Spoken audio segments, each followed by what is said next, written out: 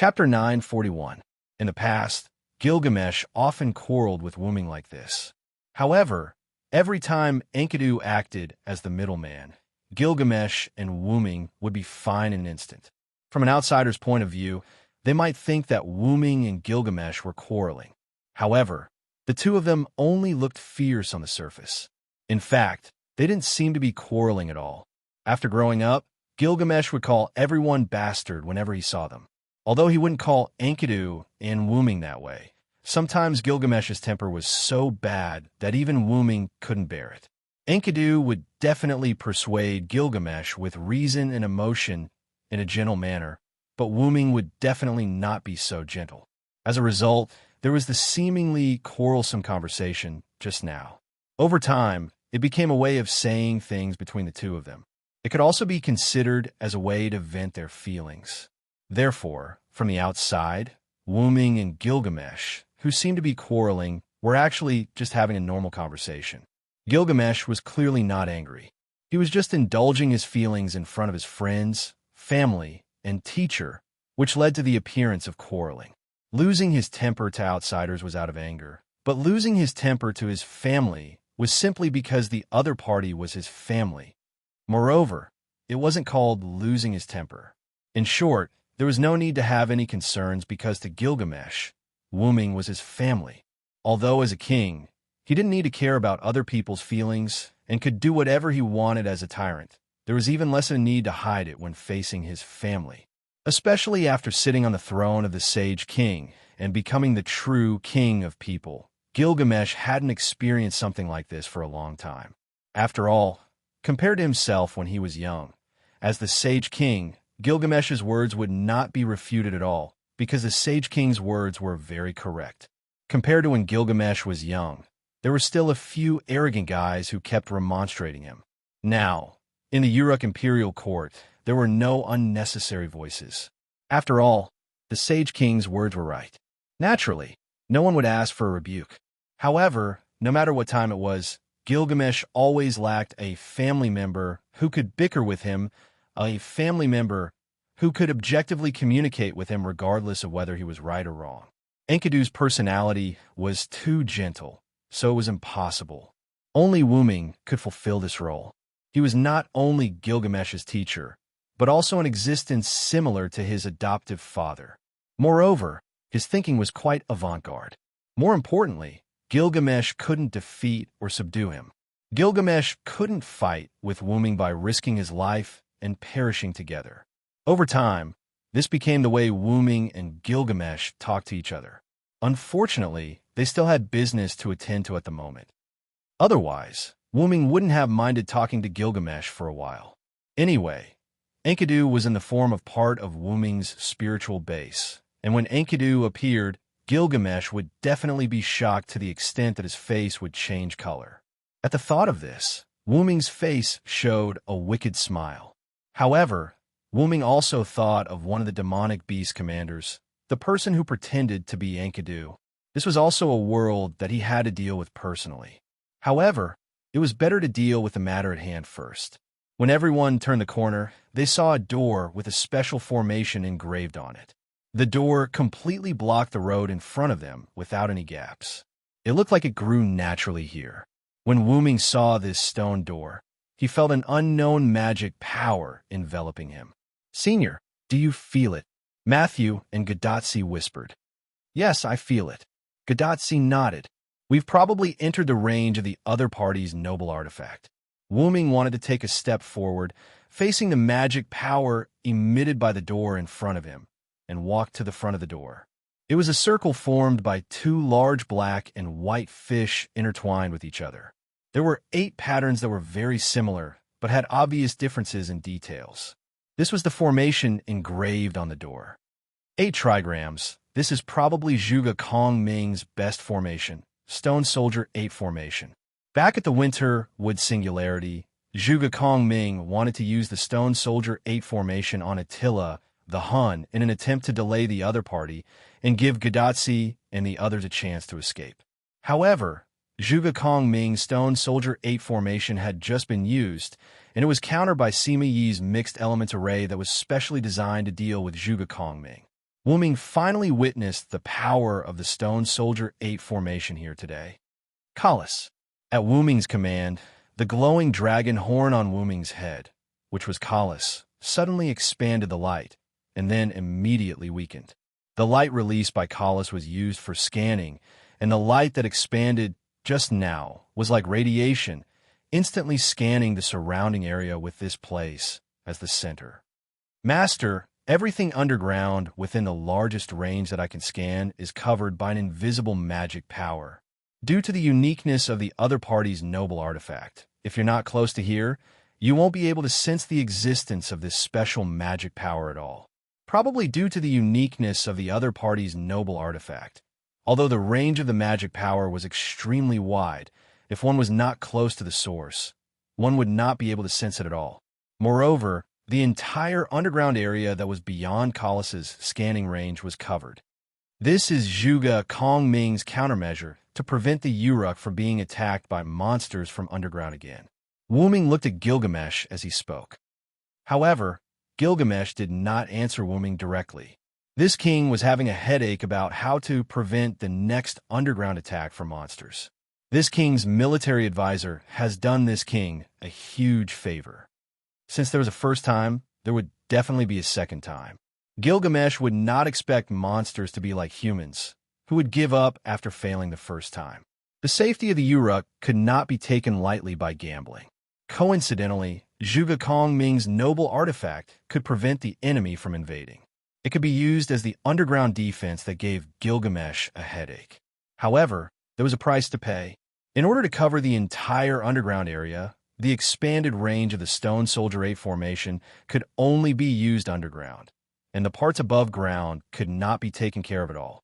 Even so, almost the entire underground area that extended from the north wall to the Uruk was locked by Zhuge Kongming's noble artifact.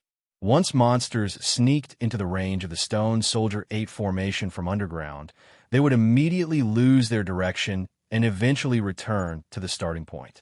It was impossible for them to dig deeper and sneak into the Uruk to attack, because if they were to dig deeper, they would dig into Ereshkigal's mansion of the dead. Chapter 942.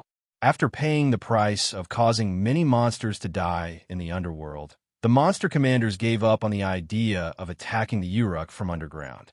They had no choice. When the monster commanders tried to dig deeper into the ground where the 8 stone formations could not cover, they would reach the underworld if they dug a little deeper. There was no way around it.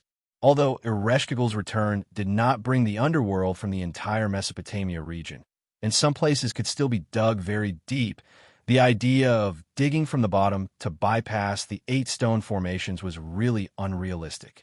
After all, it was too deep, and it would take a lot of time and effort. Therefore, avoiding the underworld and bypassing the 8 stone formations from underground was really difficult for the monsters. Therefore, the monster commanders no longer tried to bypass the Uruk from underground.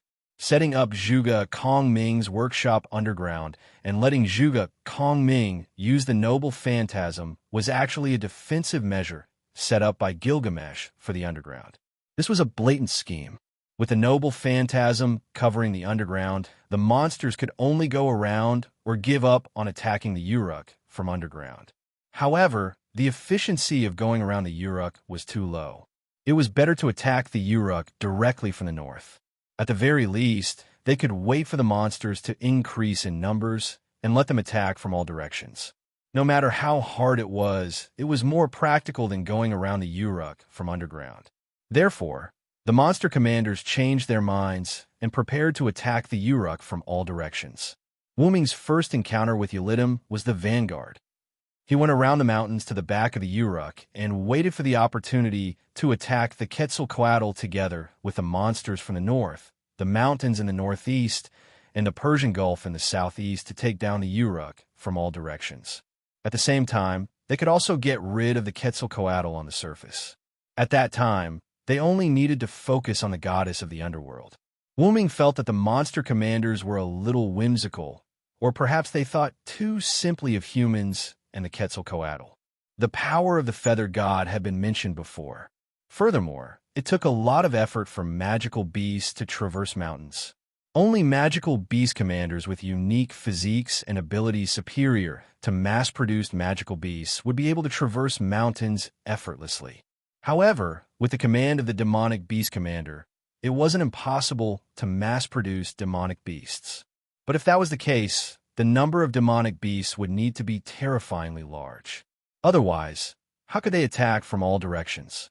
It can only be said that the idea was good, but it was unrealistic. After all, there weren't that many magical beasts. He could only wait. There was no other way. After all, magical beasts also needed to be born. But now, even if there were enough magical beasts, perhaps the magical beast commander's plan to attack the Uruk from all directions couldn't be carried out. After all, whether it was the mass-produced Ulidim, Ugir, or Musamafu, more than half of the demonic beasts had been killed or injured. It was also because of the huge decrease in the number of demonic beasts that the demonic beast commanders in charge of attacking the North Wall had restrained themselves. The frequency of attacks and the number of demonic beasts had decreased, which was why Gilgamesh was able to find time to come here with Wuming, Gadatsi, and Matthew. And not only that, but the number of demonic beast commanders had also decreased from the original 7 to 5. The unknown person who had stolen Enkidu's body, the venomous dragon Bisamu, the three-horned lion dragon Ugir, the seven-headed snake Musamafu, and the winged mermaid Karu. One of the demonic beast commanders, Ulidim, wanted to devour Wuming in the southwest mountain, but was killed by Wuming instead. The other demonic beast commander, Ugir, was also killed by Ereshkigal. Although Musamafu escaped, it was really unpleasant. On the human side, the original 10 servants had been reduced to 11. Although Wuming had drawn Ishtar to his side, she was still the Sumer goddess, the mistress of the sky, Ishtar. Moreover, whether it was Wuming or Gilgamesh, what they valued was not Ishtar herself, but the bull of the sky that Ishtar had, Gugurana. Although it was a mythological beast, Gugurana couldn't be defeated by the number of servants, but by the quality of the servants. The unknown person who had stolen Enkidu's body was let go. After all, the other party was using Enkidu's body, and it would be best to capture him alive. The remaining 4 demonic beast commanders didn't need to worry about anything, and the remaining 4 demonic beast commanders were not small. When the time came to deal with these 4 demonic beast commanders, if Ishtar summoned Gugurana and let some servants cooperate with it, eliminating these 4 demonic beast commanders would not be difficult at all. The only thing that needed to be paid attention to was Bisumu's poison. Even Gugurana couldn't ignore Bisumu's poison. Both sides were at the same level, but it was hard to guarantee that Gugurana would be poisoned. However, if it was Finbaba, there was probably a chance that it could resist Bisumu's poison. As the mythological beast of the forest, Finbaba was equivalent to the incarnation of nature, and it had a purifying effect. Even if it couldn't completely purify Bisumu's poison, it should be able to weaken the poison or resist it. When Wuming left last time, he did let Finbaba out of Yggdrasil and released it to this singularity. The purpose was to let Finbaba help to create a wall of vines to protect the North Wall and protect humans. As a result, Wuming didn't know where Finbaba went. Its master had returned, but it didn't know how to find its master. By the way, Gilgamesh, do you know where Finbaba went? Wuming suddenly asked Gilgamesh. Gilgamesh frowned. Weren't they talking about the 8 trigrams? Why did they suddenly change the topic? It was impossible for Gilgamesh to know that Wuming was thinking about so many things, but Gilgamesh finally answered Wuming. I don't know. After you left, Finbaba helped the North Wall construct a wall of vines, and then disappeared. Although the wall of vines in the North Wall has basically been consumed, it is also thanks to Finbaba's help at that time. Otherwise, this king's Uruk wouldn't know what would have happened. Finbaba added a layer of vines before the North Wall was completed. Following the vines, the efficiency was much higher. It could be said that without Finbaba's help, the 11 magical beast commanders and a large number of enhanced magical beasts that suddenly appeared 3 months ago would have been enough to break the North Wall. I'll go look for it later. After all, Finbaba can also contribute to dealing with the magical beast commanders. However, Wuming's words attracted Roman's attention. Villo, is the Finbaba you're talking about the Finbaba that lives in the fir forest? Wu Ming wasn't surprised that Roman knew about Funbaba. After all, if he could be passed down as a god, there was no reason why Funbaba couldn't. That's right. What's wrong? If we can really find Funbaba, it can be said to be a great support for us. Chapter 943. According to Sumer's legends, Funbaba, the divine beast of the forest, had unparalleled power. It even imprisoned the mistress of the sky, Ishtar, leaving the gods helpless. In the end, it was Gilgamesh and Enkidu who worked together with some of the gods to subdue it. It was also because Gilgamesh saved Ishtar that he became involved with Ishtar, which led to the subsequent events of the Bull of the Sky incident. Roman stopped there. After all, it was not appropriate for him to explain the subsequent events in front of Gilgamesh. All in all, if we can find Funbaba, it will definitely be as useful as the Bull of the Sky, Gugalana. No, it should be said that Funbaba is indeed stronger than the Bull of the Sky. Is this true, assassin? Is Funbaba really that strong? Gadatsi, who did not understand this, looked at Wu Ming, trying to get an answer. Probably. Wu Ming, who was deep in thought, casually replied. It seemed a little perfunctory. It cannot be helped.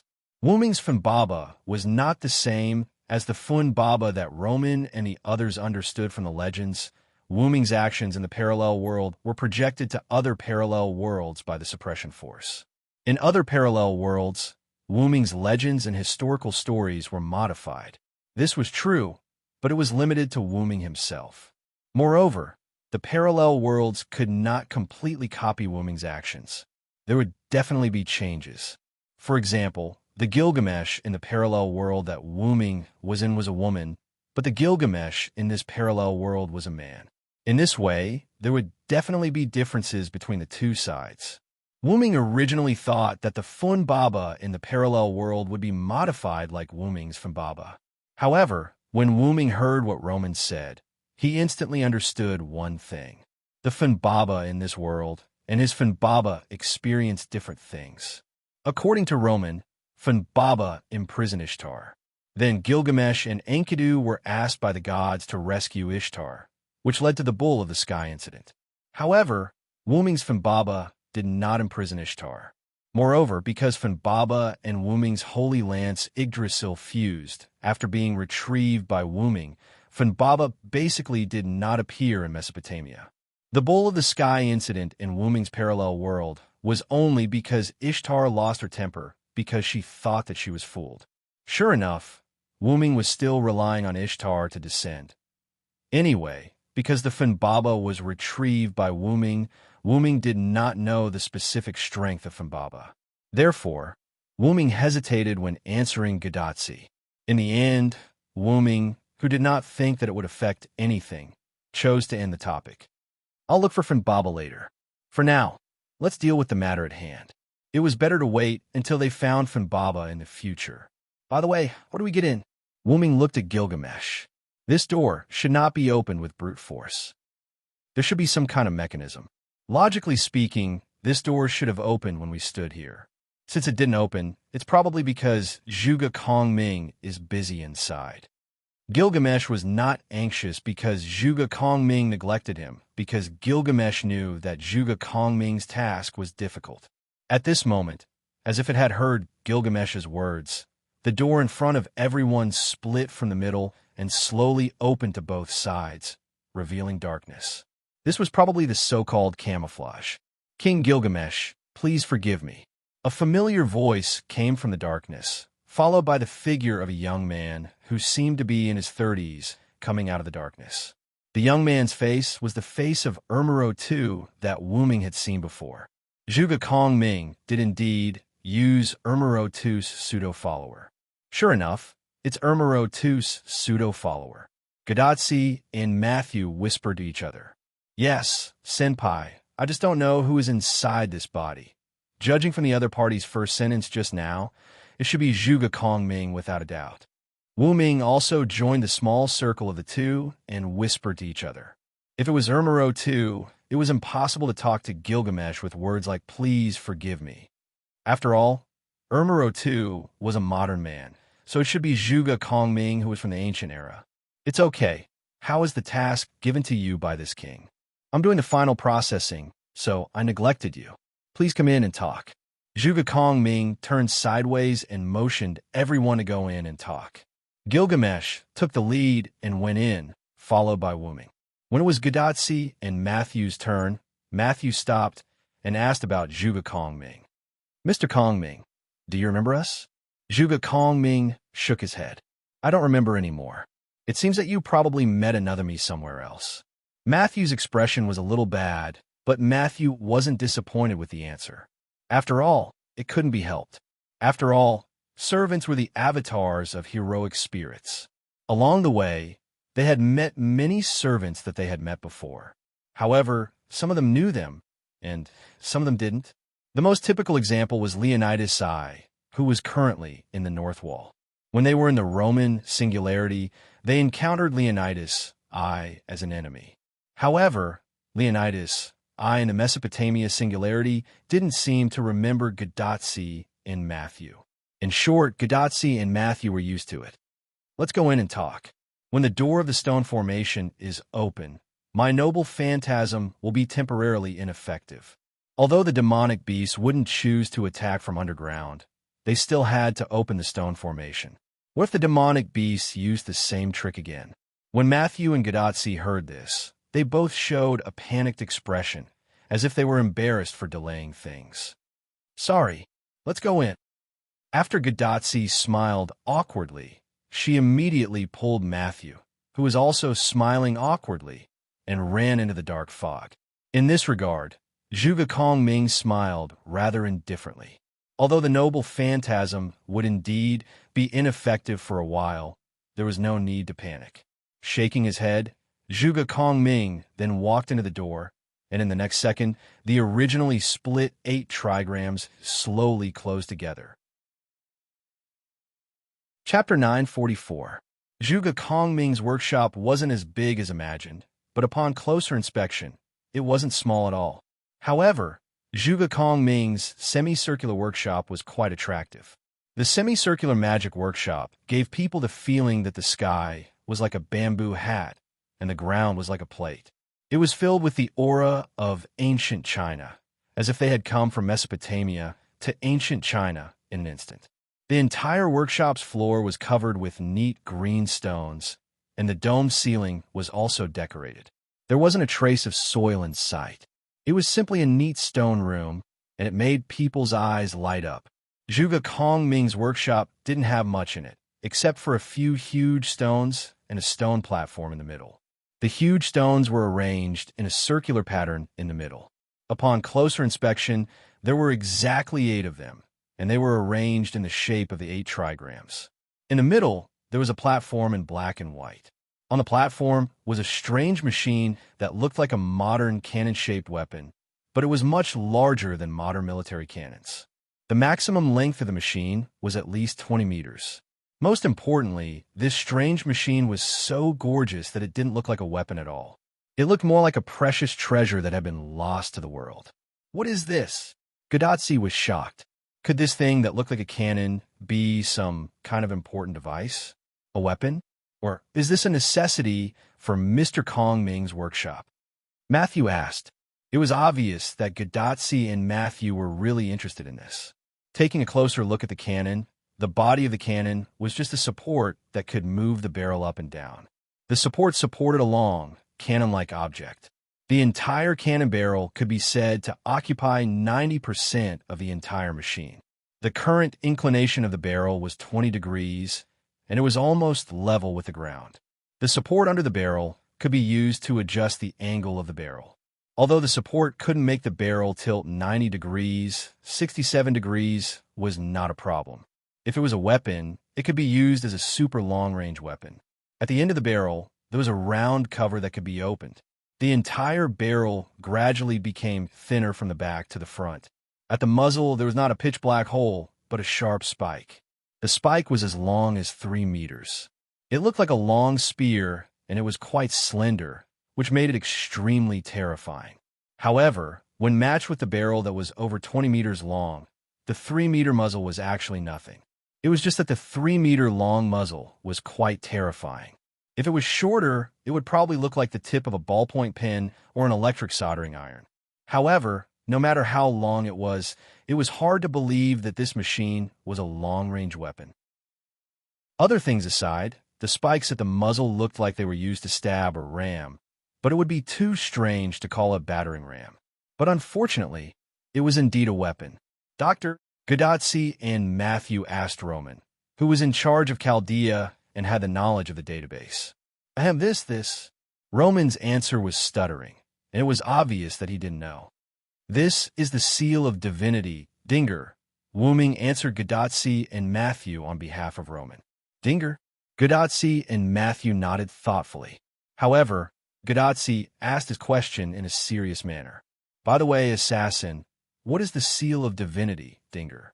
This time, Gilgamesh answered Gadotsi before Wooming could. It's a weapon used to launch this king's treasure, using the instantaneous magic power as a cannonball. Treasure. Matthew and Gadotsi were a little confused. Could it be that just gold and silver could be used as a cannonball? Would it be weak? The two of them were full of doubts, as they had never seen a cannonball being launched. However, it was indeed so. After all, the treasure of this era seemed a little difficult for Gadotsi and Matthew to understand. At that moment, Wooming simply explained to the two of them. To put it simply, it's actually a treasure that can be called a noble phantasm. It's loaded and launched as a cannonball. Noble phantasm? The reason why Wooming said so was because it was easy to understand a noble phantasm.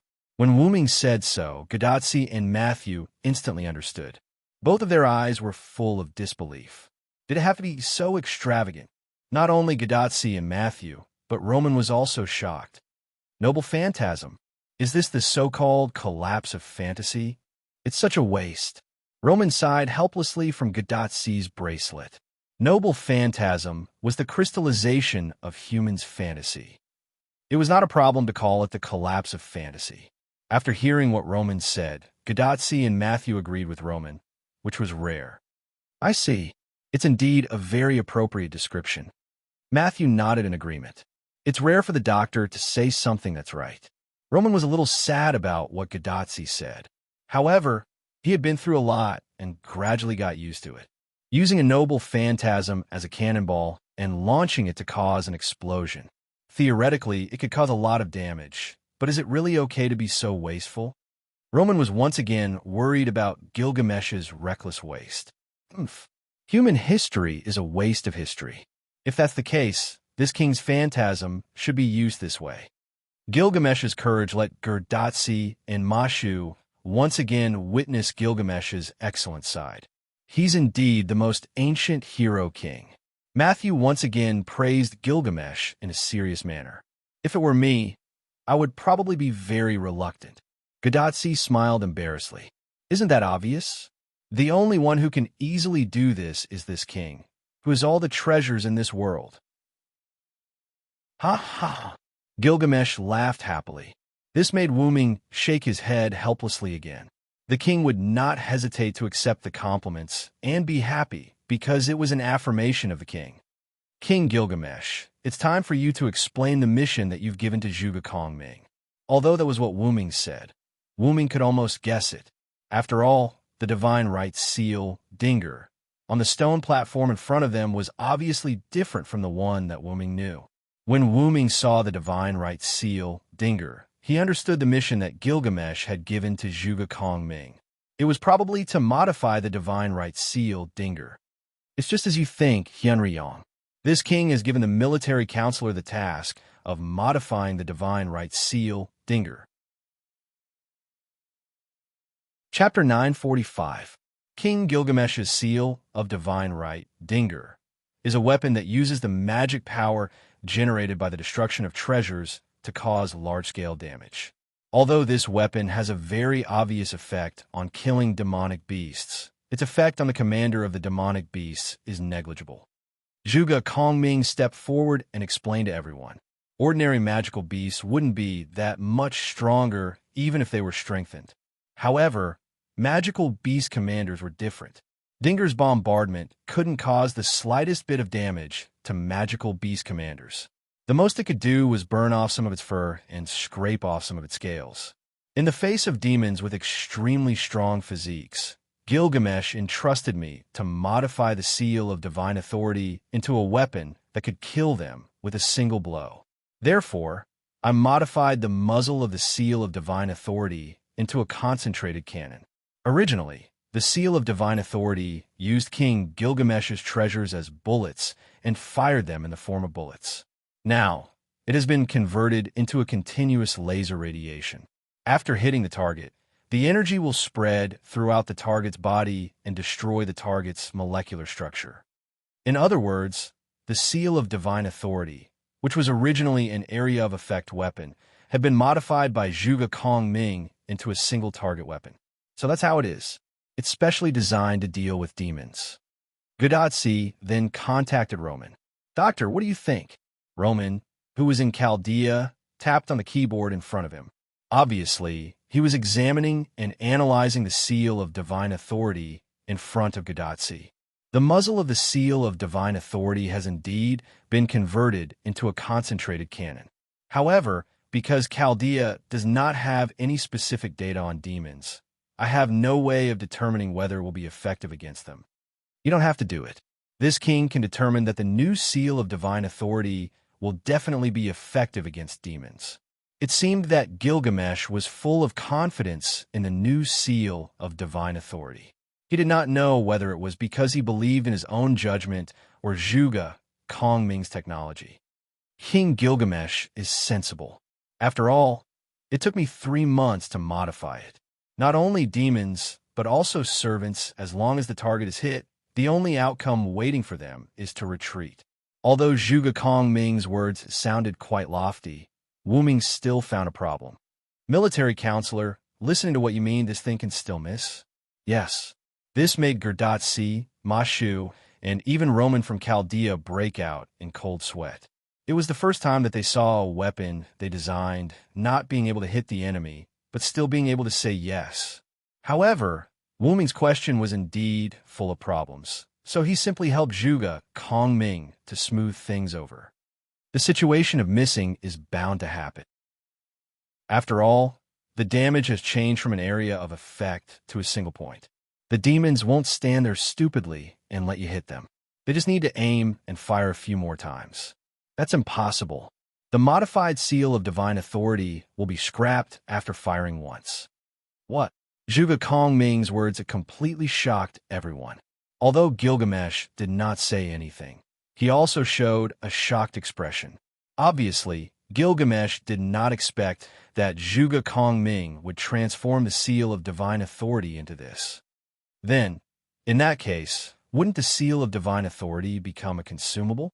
Although Matthew's words contained uncertainty, everyone present understood that the modified seal of divine authority by Zhuge Kongming was indeed a consumable. Then, Zhuge Kongming's expression was quite calm, and he spoke disapprovingly. "The magic converted from the destroyed treasures in the seal of divine authority is unstable. That's why it can be used as a cannonball. I stabilized the cannonball's magic and concentrated it at a single point. Not only that, but I also increased the damage by ignoring the burden on the seal of divine authority. Although the cost is the self-destruction of the seal of divine authority, but overall, the damage caused has been increased to the extreme." Then, Zhuge Kongming changed the topic. "Although I'm a caster magician, I'm not good at making items. My ability is more focused on the battlefield. Creating a weapon that can deal extreme damage without causing a burden to the seal of divine authority, Dinger, is slightly beyond my ability."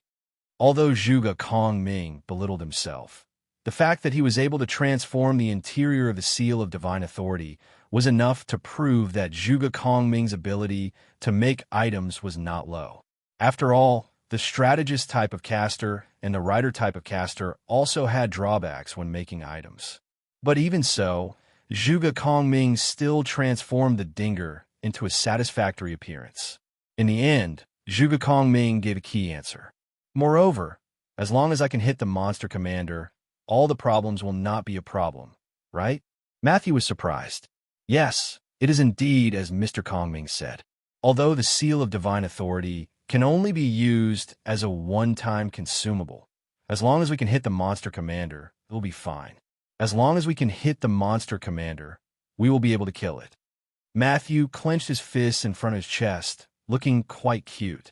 However, the expression on everyone's face gave Matthew a look of disapproval. As for the reason, it was very simple. After all, if we use this modified seal of divine authority to attack the monster commander, it will be easy for the monster commander to dodge the attack.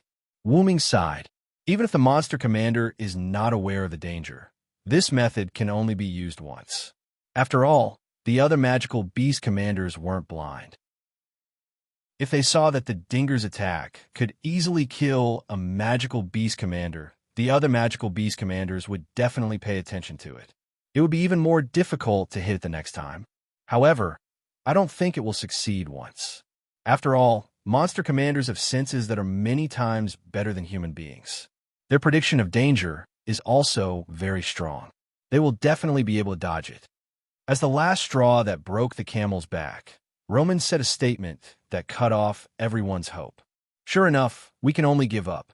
Gadotsi couldn't help but show a disappointed expression. At this time, Zhuge Kongming confidently interrupted everyone. No, if we use a trick, we can actually let the modified divine power seal, Dinger, attack the demon's commander. Chapter 946. That's right. Zhuge Kongming was an outstanding person in terms of intelligence. Although Zhuge Kongming was not as outstanding as his contemporaries, that didn't mean that Zhuge Kongming wasn't good enough. It was just like how peacocks and phoenixes were not outstanding, but peacocks were much more colorful and outstanding than most birds. And judging from the fact that Zhuge Kongming's plan was effective, Zhuge Kongming's plan wasn't that bad. On the contrary, Zhuge Kongming was a completely trustworthy strategist. The reason why Zhuge Kongming designed the Divine Right Seal, Dinger, to be a powerful attack at the cost of self-destruction was probably because he was confident in his plan. Putting aside the demonic beast commander who was using Enkidu's body, there were still 4 demonic beast commanders that had to be eliminated. If the Divine Right Seal, Dinger, was used properly, it would have a 100% chance of hitting the demonic beast commanders. They would definitely be able to eliminate the demonic beast commanders without using Funbaba or Gugalana. Well, let's listen to this king's words then. This king trusts you a lot, Gilgamesh nodded. It seemed that he valued Zhuge Kongming's brains a lot. At that moment, no one said anything more. After all, Gilgamesh had already said it. By the way, strategist Kongming, how many divine right seals, Dinger, have you modified? However, Zhuge Kongming said a number that made everyone's jaws drop. 1. Suddenly, no one said a word. The air seemed to have frozen. It was silent and cold. Wuming, who was the first to react, reached out his hand and slowly covered his ears. What? Gadotsi, Matthew, Roman, and even Leonardo da Vinci, who had been watching from the side, all let out shocking shouts. The sound waves were like shock waves, even causing the illusion that the entire cave was shaking. By the way, Gil, do you know about this? Wuming slowly put down his hands that were covering his ears and couldn't help but ask Gilgamesh. Gilgamesh, who was not affected by Gadotsi and the other sonic attack, nodded. Indeed, this king knows about this. After all, this is the only Dinger that this king gave to military counselor. The others are either in Uruk or in the North Wall. Immediately, everyone revealed a helpless expression. After all this time, it turned out that there was a problem on Gilgamesh's side. No. In fact, even if you give me more Dinger, I can only modify one at the moment. 3 months is already my limit. Although Zhuge Kongming said so, there was no trace of shame on his face. Gadotsi and Matthew were still in a state of shock.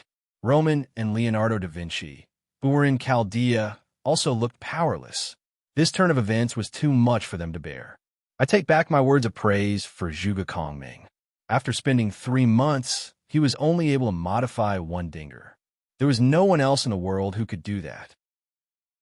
Thinking about how Zhuge Kongming's Stone Warrior 8 formations covered more than half of Mesopotamia, could it be that Zhuge Kongming's skill points were all spent on formation? Cough. Let's organize the information. All in all, we only have one dinger that can be used on a monster commander, right? Apart from Gilgamesh, everyone, including Zhuge Kongming, nodded silently. Wuming could not help but facepalm. Actually, it was not that bad. After all, at most, they had returned to the state before they met Zhuge Kongming. Since there's only one dinger, let's keep it as a ghost card for now.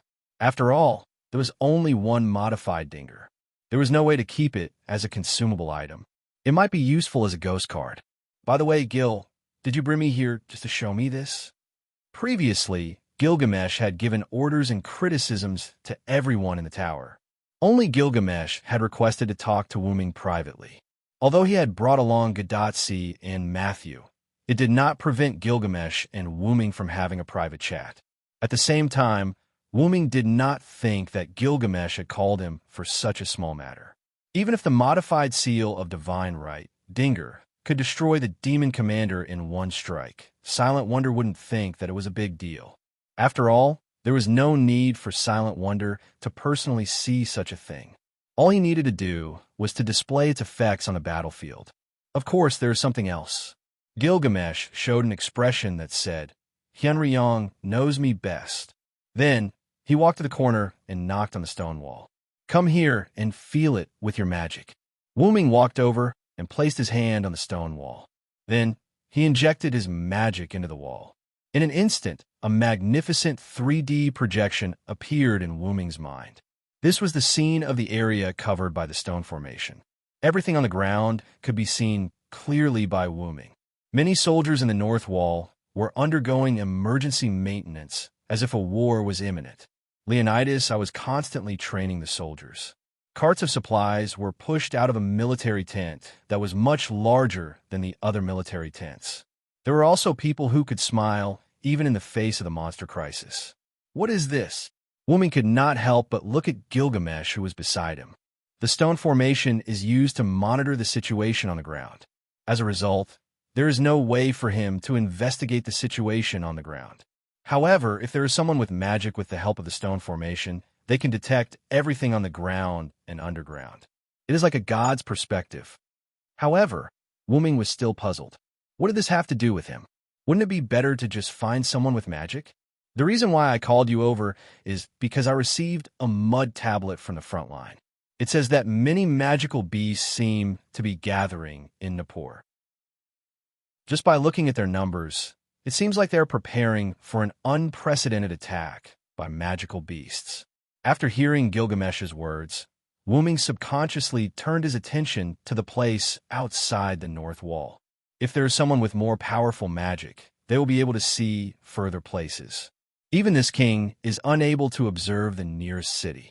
At present, I am afraid that only you, Hyunryong, can do it. Therefore, the reason why Wuming was called over was to investigate the truth of the information sent from the front line. After all, the Monster Wave also had a Monster Wave commander. It was very likely that the Monster Wave had confused the humans. Therefore, they had to investigate. As Gilgamesh said, Wuming's magic was indeed the highest on their side. Even Ishtar's magic was not comparable to Wuming's. Just as Gilgamesh had said, the area covered by the stone soldier formation was only a small part of the northern wall. It was far from the extent of scouting the nearby cities. However, it was probably as Gilgamesh had said. Due to the large amount of mana, Silent Cry was able to see a few kilometers away from the northern wall. Chapter 947. Although he only caught a glimpse of it for a moment, the scene of magical beasts gathering and demons dancing was deeply imprinted in Wuming's mind. It was a city that had long been turned into ruins, and there were a large number of magical beasts of various shapes and sizes gathered there. The liger-type magical beasts roared at the sky, while the snake-type magical beasts breathed out on the ground. It was comparable to a group of demons dancing and 100 ghosts walking at night. The number of magical beasts shocked Wuming. There were at least tens of thousands of magical beasts. It was hard to imagine that so many magical beasts could gather in such a city. And from the glimpse just now, Wuming also saw that many magical beasts were still gathering there. It really looked like they were preparing for a big battle. Your information is correct, Gil. I saw a large number of magical beasts gathering in the ruins of Nippur. There are more than 10,000 magical beasts, and it's still increasing.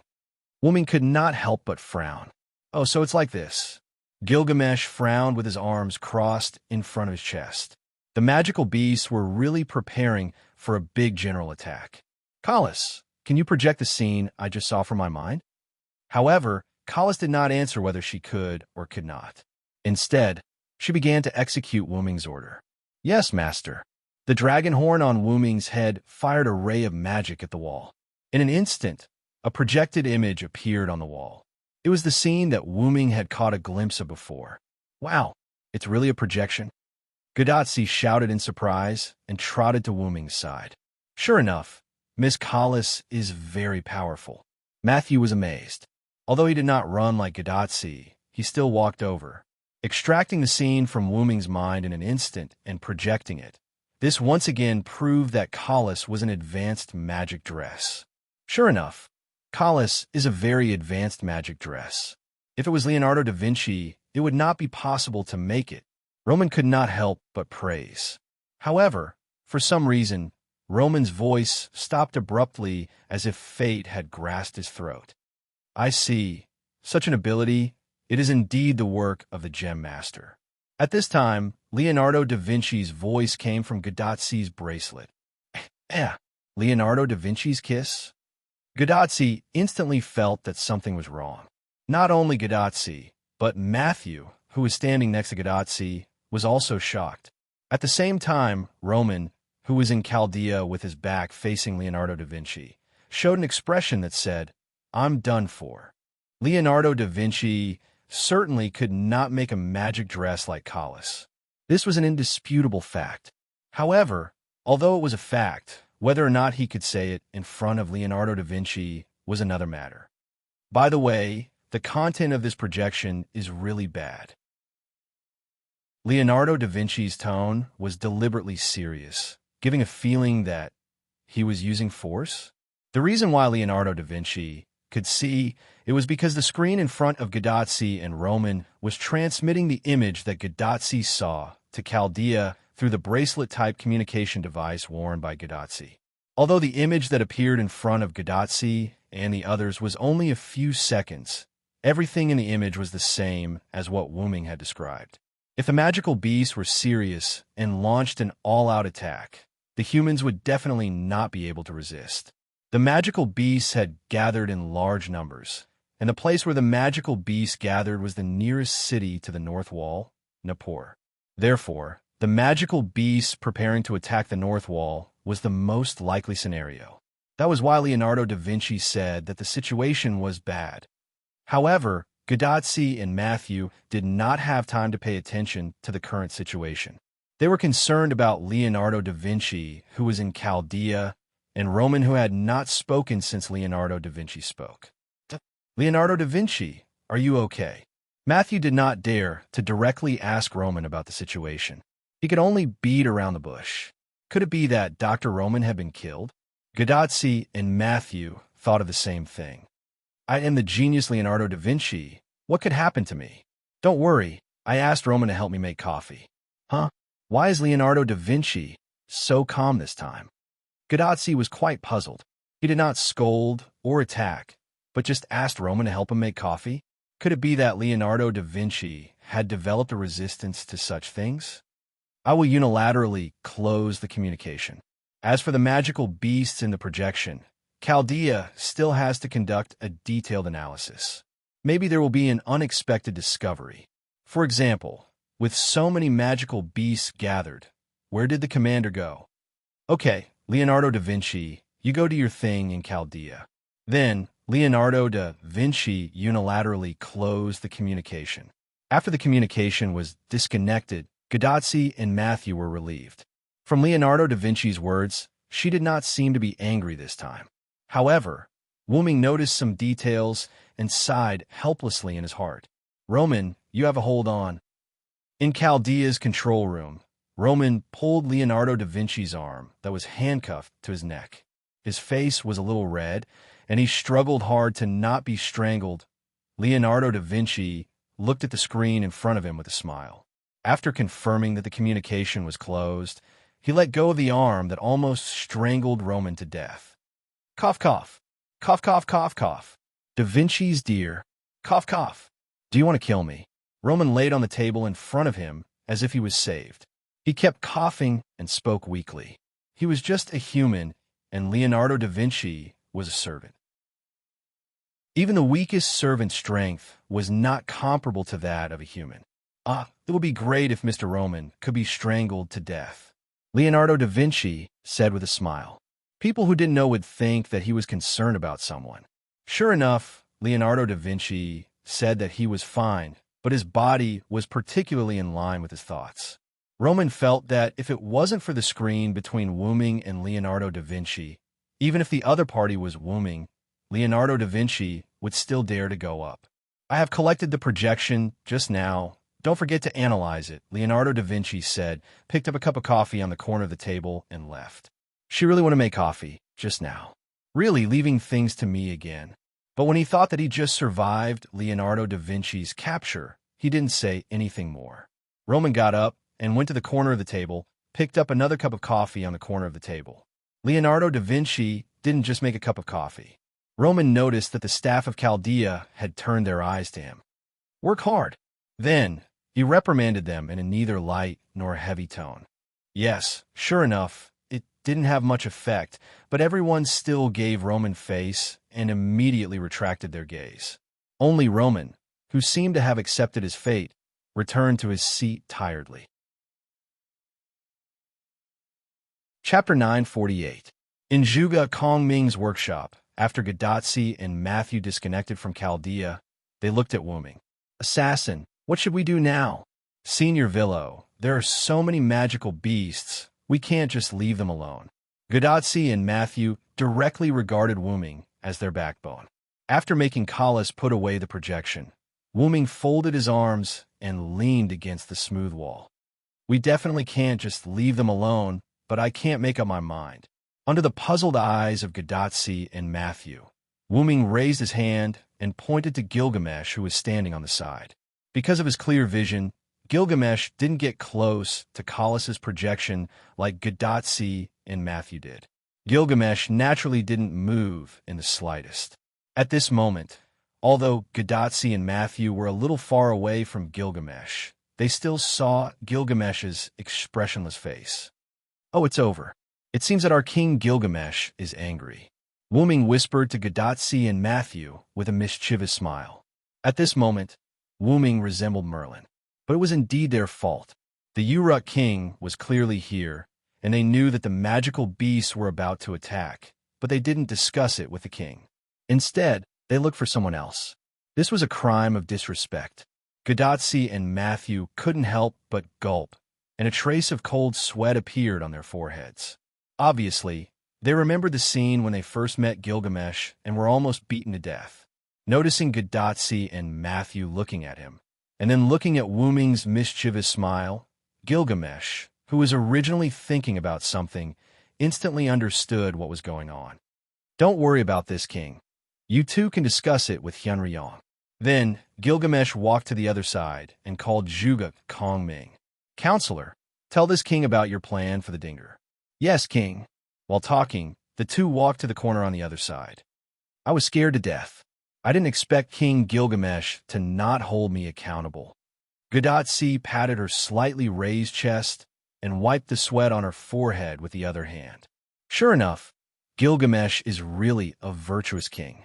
Although he was strict with others, he was stricter with himself. However, Matthew's words seemed to have exposed something. Could it be understood that she had never regarded Gilgamesh as a virtuous king? In short, as you can see, my status in the Uruk is actually not low, so you don't have to worry about making Gil unhappy by discussing it with me. Gadotsi and Matthew both looked at Wooming with resentment. At this moment, the two of them knew that Wooming obviously guessed this result, which was why he stood by and gloated. But when it was time to deal with business, they still had to deal with business. By the way, assassin, what should we do in the face of the demonic beast attack this time? Because she became the governor of Emperor Nero in the Roman Singularity, Gadotsi had a little experience in this kind of large-scale battle, but Gadotsi was still better at small team combat. After all, she was the master. However, even Gadotsi could see that with so many demonic beasts, and with the help of the demonic beast commander, it would be easy to break through the North Wall. This was no longer a question of whether they could defend the North Wall. The number of demonic beasts was like a natural disaster. Even if they used 300 people to stop tens of thousands of people, Leonidas I, who was good at defense, couldn't stop the natural disaster, right? If I can do it, then it will be easy. Although Wu Ming could probably stop these demonic beasts by using the method he used to kill the demonic beast commander, Yalidim, the North Wall might completely collapse.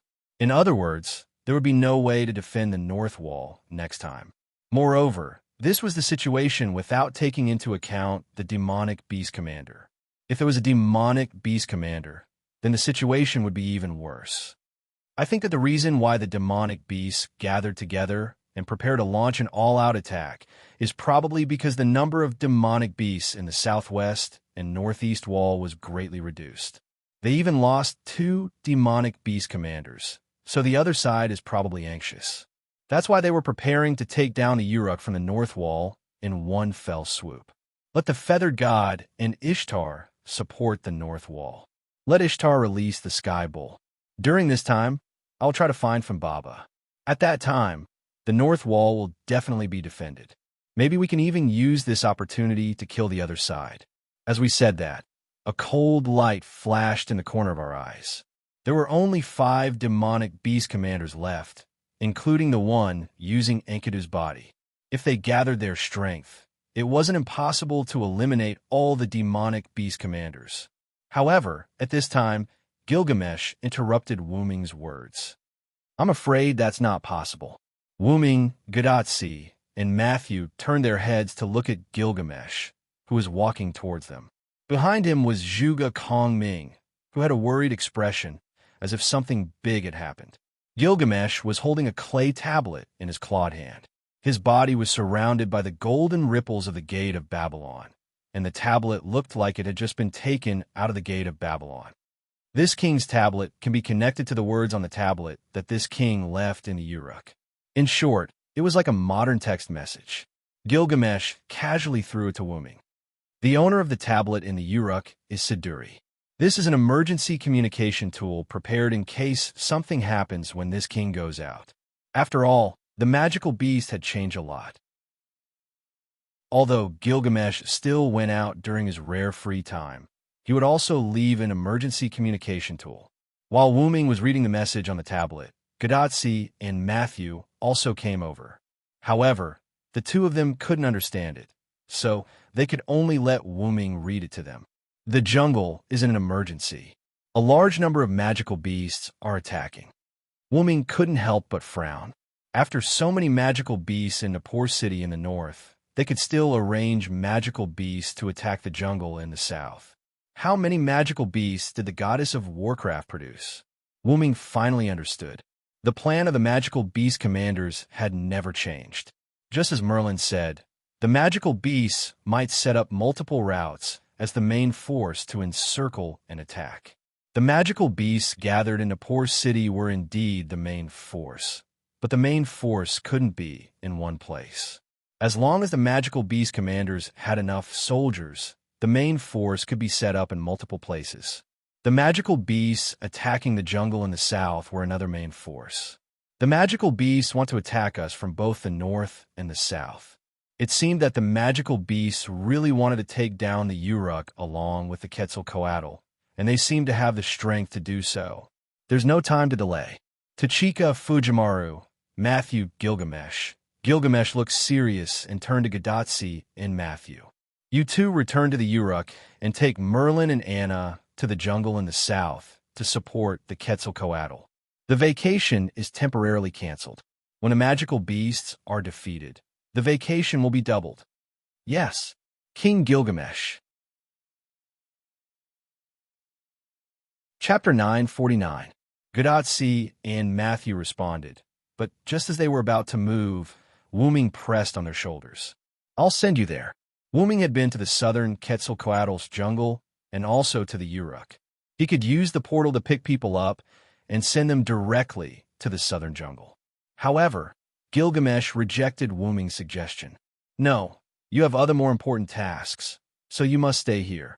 Wuming frowned subconsciously. He felt that it wouldn't take much time to send him there, but since Gilgamesh said so, there must be a reason. In the next second, Gilgamesh said the reason. Although the southern jungle isn't an emergency, the tropical rainforest is a natural barrier, so it's not that serious. On the contrary, we may be attacked by a large number of magical beasts at any time. If the northern wall was breached, then humans would be completely finished. Without the defense of the northern wall, magical beasts could invade humans at any time and anywhere. In other words, Wuming had to stay in the northern wall as insurance. At this moment, Wuming could only accept his fate. Then, Wuming turned to look at Gadatsi and Matthew. In that case, you can only find a way to rush to the southern jungle. Don't worry about this. This king will let Siduri take Fujimaru, Merlin, and the others to the jungle. Gilgamesh interrupted with confidence. As for how to send Gadatsi and the others to the southern jungle, Wuming didn't know. But since Gilgamesh said so, it must be certain. With his hands crossed, Gilgamesh walked in front of Gadatsi and Matthew, and his tone became stern. This is your second mission, and I don't want to see the same result as the first mission. Do you understand? Yes. Gilgamesh's serious look had a big impact on Gadatsi and Matthew. The two couldn't help but straighten their backs and answer Gilgamesh. Finally, Zhuge Kongming spoke. Then, let me help you return to the Uruk from here. Gadatsi and Matthew were puzzled. It was already very fast to pass through the passage. Did Zhuge Kongming have a faster way? Zhuge Kongming came to one of the 8 stone platforms placed in the center. He opened the stone platform like opening a box and took out a strange wooden tool that looked like a cart with a wooden bull's head. Following the same pattern, Zhuge Kongming took out another similar tool from another stone platform, as if he was opening a box. However, this tool had a wooden horse's head. Mr. Kongming, what's this? Matthew didn't recognize what it was. Zhuge Kongming took out a feather fan from somewhere. He held the feather fan and waved it as he spoke. The item I made is called Wooden Ox Horse. Wooden Ox Horse? Is that the Wooden Ox Horse? Gadatsi was shocked. Although it's not a noble artifact, it's almost there. Zhuge Kongming nodded. He wasn't surprised that Gadatsi and Matthew from the future knew about the Wooden Ox Horse. Anyone who had read the novel Romance of the Three Kingdoms or knew about Zhuge Kongming would know about the existence of the Wooden Ox Horse.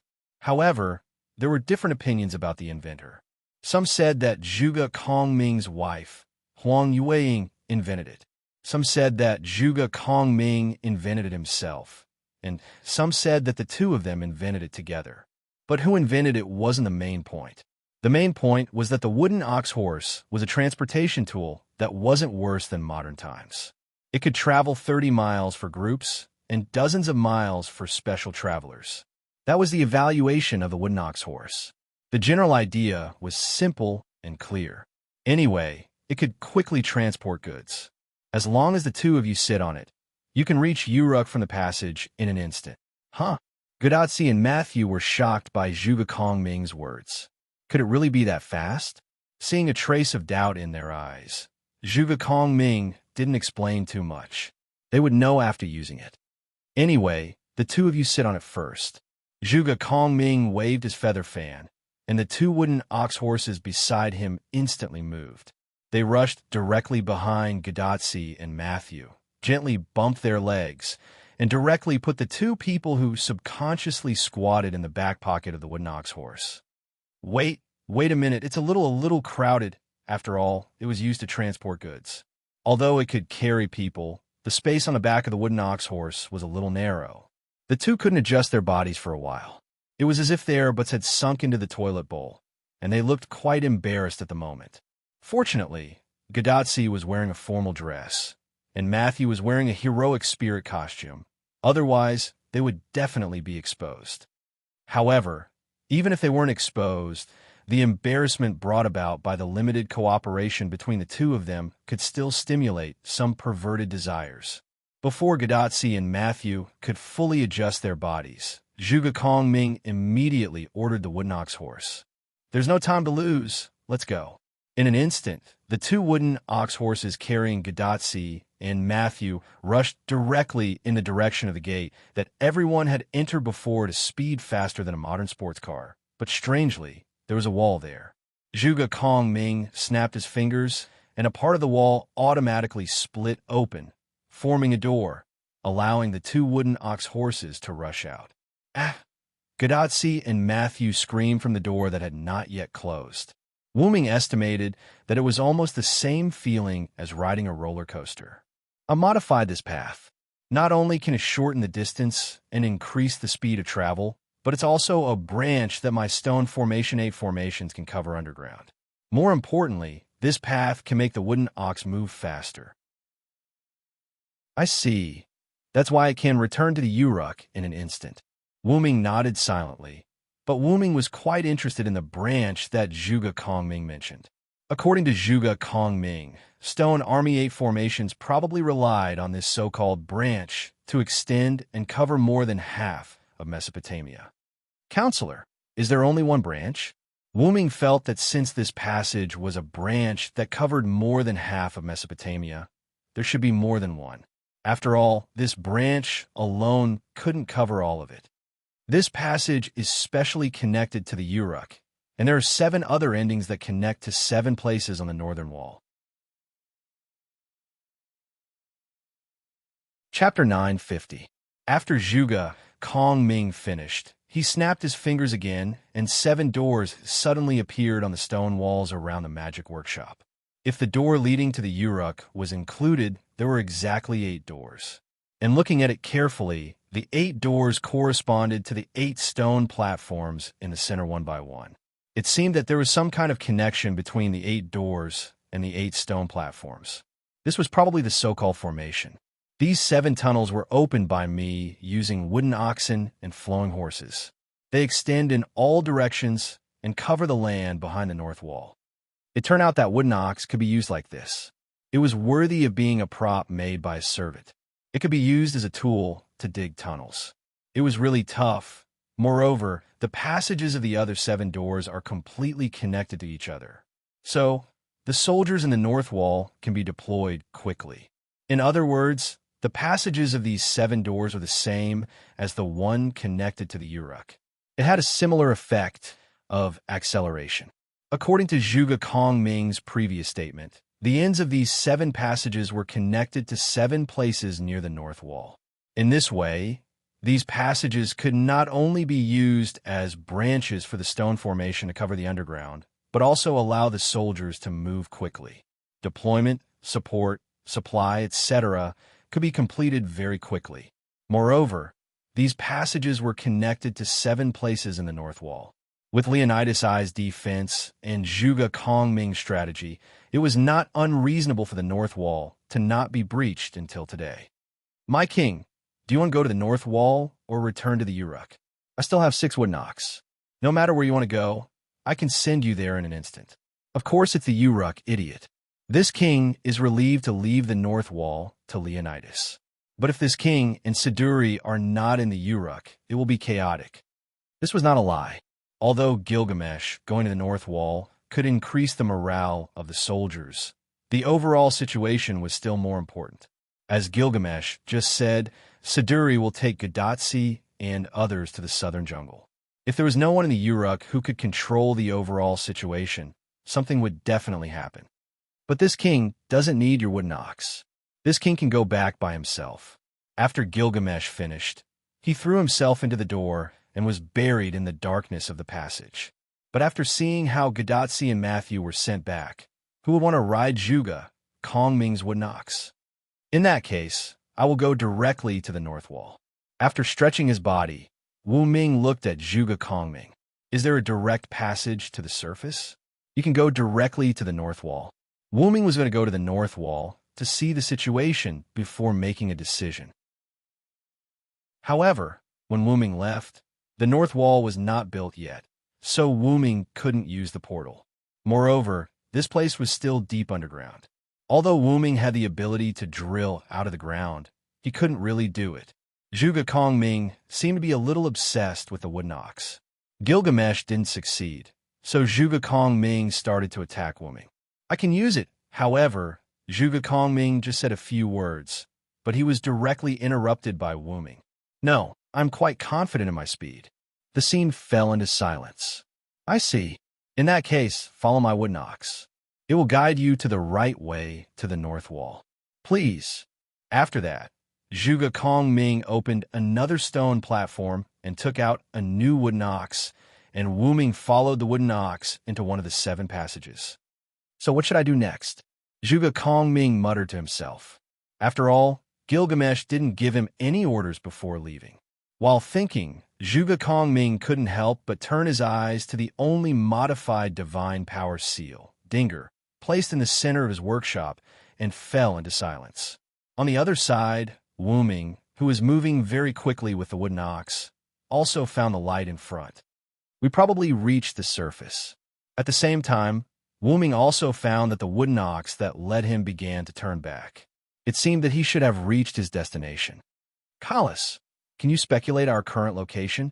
Wuming's dragon horn headdress made a beep sound. Then it turned into a female voice.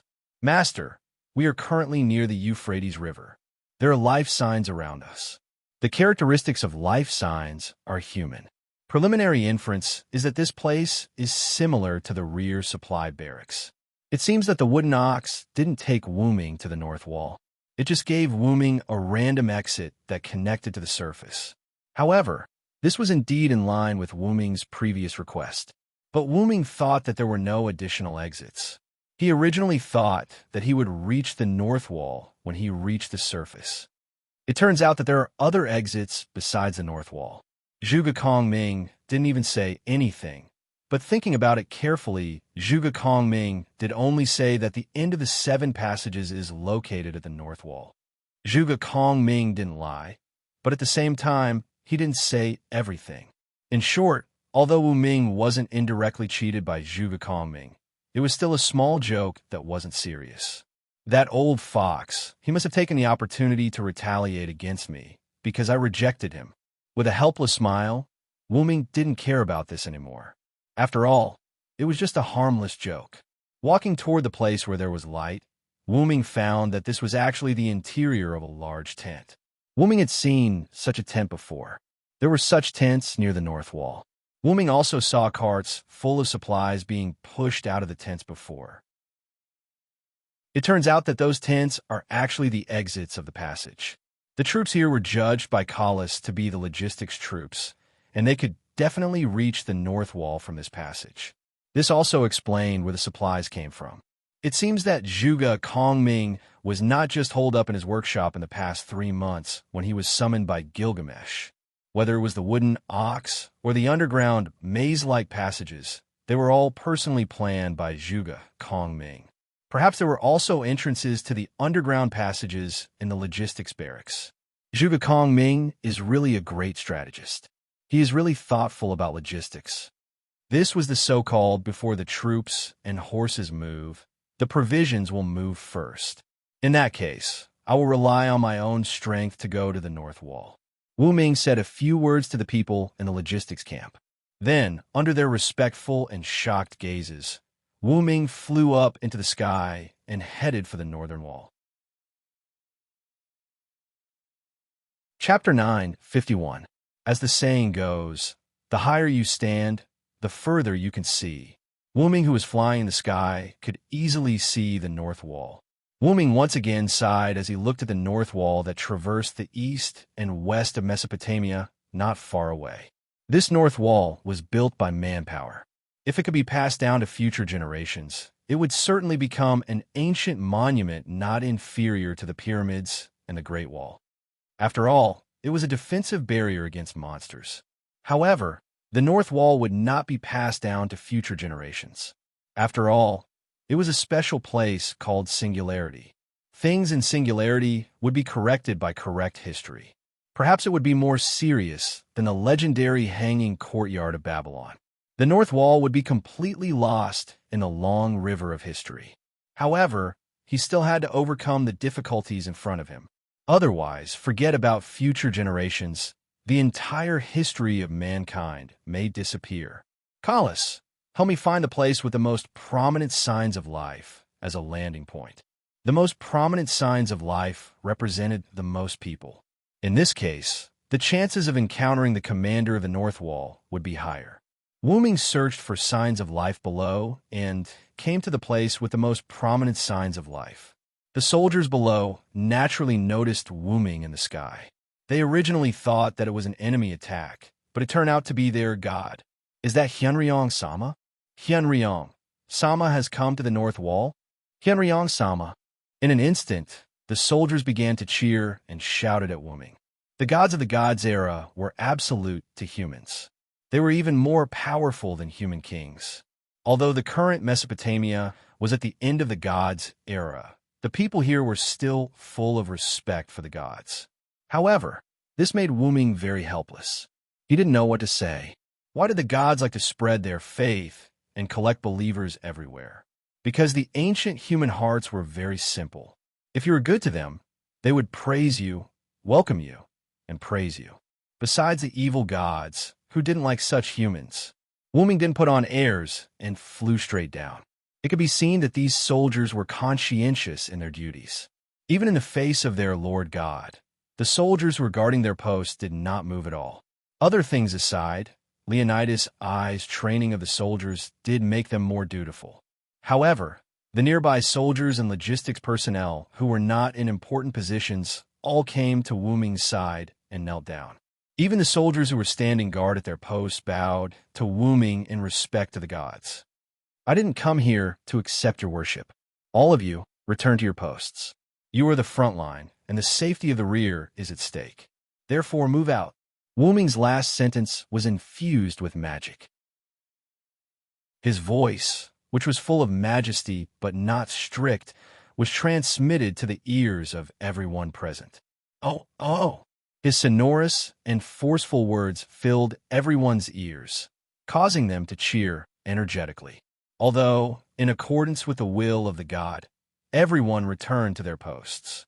Sir Hyunryong, why are you here today? A rough voice with a hint of delicacy came from afar. Wu-Ming looked up. It was a brawny man with most of his skin exposed. He was wearing a Spartan-style helmet and a red cloak. His exposed skin was full of explosive muscles, giving people an extreme sense of security. So it's the king of Sparta. It's been a long time. Wu-Ming showed a relieved expression. The person who came was one of the lancers summoned by Gilgamesh, the king of Sparta, Leonidas I. Wu-Ming only saw him once when Leonidas I was summoned. After that, Wu-Ming quickly left.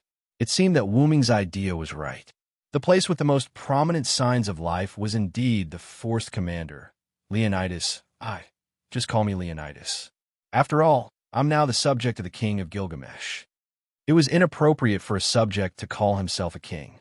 Leonidas said as he walked in front of Wu-Ming. You look good. The soldiers have also been trained by you to be so strong. No wonder you're the king of Sparta. After all, Sparta had become a special synonym in the future. The humans of this era are strong and have an extremely simple temperament. I didn't spend much effort to train them. Wu-Ming nodded. It's good that you're satisfied with the physical fitness of the humans of this era. By the way, I'm here on the orders of King Gilgamesh. However, Wu-Ming only said this, and Leonidas guessed the reason. It's because of the information I sent to Uruk. The suspected gathering of a large number of demonic beasts was enough to attract attention. Yes, I took over the military advisor's workshop to explore. I did see a large number of demonic beasts gathering in the city of Nippur. Wu-Ming told him the information he received. Have you been to the military advisor's workshop? If it's you, you can indeed see that scene. The existence of Zhuge Kongming was not a secret to Leonidas I. When Gilgamesh summoned again and selected many servants to carry out the decapitation plan, Leonidas I, who was burning with passion, also wanted to participate. This kind of suicidal behavior was similar to Leonidas I leading 300 people to fight against the Persian army. It could be said that it was the most exciting thing to arouse Leonidas I's passion. In the end, he was stopped by Zhuge Kongming, who advised him. Only then did Leonidas the first settle down.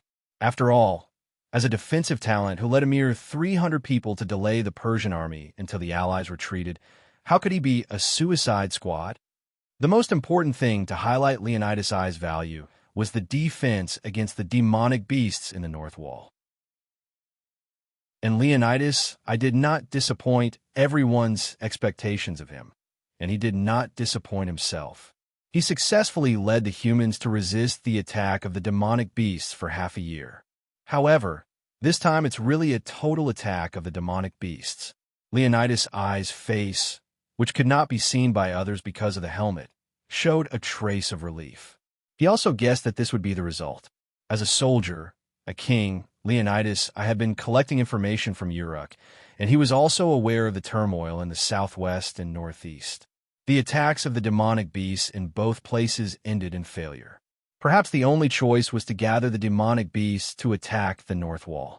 If this dragged on, it would indeed have a negative impact on the demonic beasts. Not only that, just now, we received news that the territory of the Quetzalcoatl has also suffered a fierce attack from the demonic beasts. Chaldea's group has been sent by King Gilgamesh to support them. Could it be? Leonidas, I seem to have thought of something, and his voice became surprised. It's probably as you think. The demonic beasts are preparing to attack the humans from all directions, and at the same time, eliminate the Quetzalcoatl. To be able to attack the remaining humans in Mesopotamia from the north and south, and also prepare to eliminate the pillar goddess of the Three Goddesses Alliance. The other party must have sufficient confidence to do so. In this way, the number of demonic beasts was probably unimaginable. This is really crazy. Leonidas gasped. But isn't this also the beginning of our counterattack? If the demonic beasts were to attack in full force, the remaining 5 demonic beast commanders would definitely appear. After all, the battlefield was split into the southern forest and the north wall. If it was really a general attack, there was a high chance that Gorgon would appear. If Wu Ming and the others took the opportunity to eliminate Gorgon, who had Tiamat's authority, then the humans in Mesopotamia would be able to overcome this crisis. Among the Three Goddesses Alliance, the Quetzalcoatl was the most rebellious and stood on the side of the humans. The underworld goddess Ereshkigal could not leave the underworld. More importantly, Ereshkigal's attitude towards the humans was similar to that of the Quetzalcoatl. Although they had only met once, Wu Ming's intuition told him that Ereshkigal was a goddess who wanted to help the humans. It was probably like how the Quetzalcoatl was preparing to use her own methods to save the humans. Therefore, as long as the demonic beasts and the goddess of demonic beasts were eliminated, then they could deal with Ereshkigal, who was thinking for the humans. At that time, when she found out that 2 of the 3 goddesses had been defeated by the humans, and she became a threat to the humans in Mesopotamia, Ereshkigal would probably give up on being the enemy of the humans. Because there were enemies that threatened the humans, Ereshkigal would provide special assistance to the humans. But if one day, all the enemies that threatened the humans disappeared, and her special method of assistance became the last enemy that threatened the humans, was there a need to continue? With Ereshkigal's dignified personality, she would probably stop. Therefore, it was not a bad idea to wipe out the forces of the magical beast goddess that had come out in full force. While thinking, Wu Ming said, "That's why Gilgamesh sent me to the North Wall." As for whether it was Gilgamesh's idea, it didn't matter. Anyway, Gilgamesh would definitely allow Wu Ming to act on his own. So that's how it is. Leonidas, I also understood what Wu Ming meant. This was indeed a good way to deal with the goddess of magical beasts, and it was to deal with her in one go. But you have to be prepared, because I'm the only one who can support the North Wall. These words surprised Leonidas I again. Northwest is Abif Mountain, the territory of the mistress of the heavens, goddess Ishtar. There was a big change in that direction before. It should be because you and Ishtar fought. I heard that goddess Ishtar has been subdued by you. Can't she come to support you? Probably because of the existence of the feathered serpent god, the accelerated tunnel, and other convenient means of communication. Leonidas, I had already received the news that Uruk Hyunryong has subdued the mistress of the heavens, goddess Ishtar. Wu Ming didn't mean to hide it, and since Leonidas I also knew about this, Then Wuming had to inform Leonidas I about the specific situation. Indeed, as you receive the news, Goddess Ishtar is now on our side, but she's not free. While I was flying in the sky just now, I sent her a message. I asked her to support other places. Is it the territory of the southern feathered serpent god? Isn't there already support from Chaldea there? Leonidas, I was quite puzzled. Although the enemy was divided into two parts to attack, the north wall was much more dangerous and important than the forest of the feathered serpent god. Leonidas, I didn't understand. How could Wuming ignore the overall situation? However, the truth was not what Leonidas I thought. I didn't ask her to support the feathered serpent god. Then, Wuming looked to the southeast. I asked her to go to the Persian Gulf. Southeast, near the Persian Gulf, Ishtar was flying on Anna, who was sitting on the sky ship, toward the Persian Gulf with a look of displeasure. Damn Hyunryong, is he really going to squeeze me to the extreme? Ishtar was quite angry at the moment. Ishtar was flying freely in the sky before, fully relieving the anger she suffered from Gilgamesh. However, just now, Wuming used the connection between the two sides after signing the contract to give Ishtar an order. Wuming's order was like this: go to the Persian Gulf to investigate. If you encounter demonic beasts, stop them and don't let them come ashore. However, Ishtar scoffed. At most, there are some Kuru that accidentally flowed here along the Euphrates River and the Tigris River. Not to mention that these demonic beasts can't set off a storm. Moreover, Kuru can only move in the water. Ishtar stopped and looked at the Persian Gulf below, full of resentment. In the end, because it's related to demonic beasts, I can't refuse that bastard's order. So, Ishtar, who didn't know that there was an emergency in the north wall and the south jungle, thought that we were playing tricks on her. She came to the Persian Gulf with grief and helplessness in her heart. There are no demonic beasts here. Not to mention the demonic beasts that can go ashore. The Kuru in the water almost disappeared during this time. Ishtar patrolled the waters of the Persian Gulf, ignoring the kneeling humans on the ground, and ended the patrol. There are no demonic beasts at all. Let's go. At the moment, Ishtar wanted to leave here and find a family with a lot of gemstones to do a good deal to ease her current bad mood. However, at this moment, there was a sudden magical reaction under the water of the Persian Gulf. Ishtar noticed it in an instant, but then her eyes widened. At this moment, Ishtar also understood that Wuming was not playing tricks on her.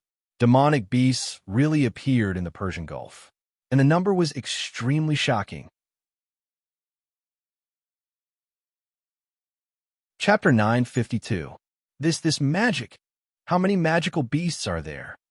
Feeling the rapid emergence of a large amount of magic in the Persian Gulf, Ishtar's voice could not help but tremble. The magic emitted by each magical beast was not amazing. What shocked Ishtar was the number of magical beasts emitting magic. Ants were not terrible, but if there were a large number of ants, they could bite an elephant to death. However, not to mention biting an elephant to death, if there were enough ants, they could drown an elephant just by relying on their numbers. The amazing magic that emerged from the Persian Gulf was caused by the convergence of a large number of magical beasts. Because of the large number of magical beasts emitting magic, the surface of the Persian Gulf even became a little turbulent, like the coast was about to be hit by a storm. The people at the Persian Gulf Observatory also noticed the turbulence in the Persian Gulf and went to the seaside to check the situation. However, they saw a figure emerge from the Persian Gulf. There are humans in the sea. Looking at the figure, it seemed to be a woman. The people who saw this scene were shocked. They thought that someone had fallen into the water and immediately prepared to save the person who had fallen into the water. However, before they could act, one figure after another emerged from the water, and the strange thing was that these figures all looked the same. This strange scene made the people standing by the sea fall into silence, as if they could not react. No, that's the magical beast Kururu. It was unknown who suddenly said this, but the silence turned into panic before anyone could react. Everyone looked again. The figures in the water were not people who had fallen into the water. They were clearly ugly magical beasts with the lower body of a fish and the upper body of a human. After all, Even if there was only one magical beast, it was extremely fatal to non-combatants like them. Not to mention that there was more than one here. Don't panic. I remember King Gilgamesh said that this magical beast called Kuru can only move in the water. There is no example of it going ashore. Although this person's voice was quite panicked, it reminded everyone. There weren't many mass-produced magical beasts in Kuru that entered the Persian Gulf through the Euphrates and Tigris rivers. After Gilgamesh sent people to clean them up for a few days, these magical beasts basically disappeared from the Persian Gulf. Although there might have been some lucky survivors, the people here had never encountered them again. It was true that he hadn't encountered any before, but it wasn't a good thing to encounter such a large number of magical beasts.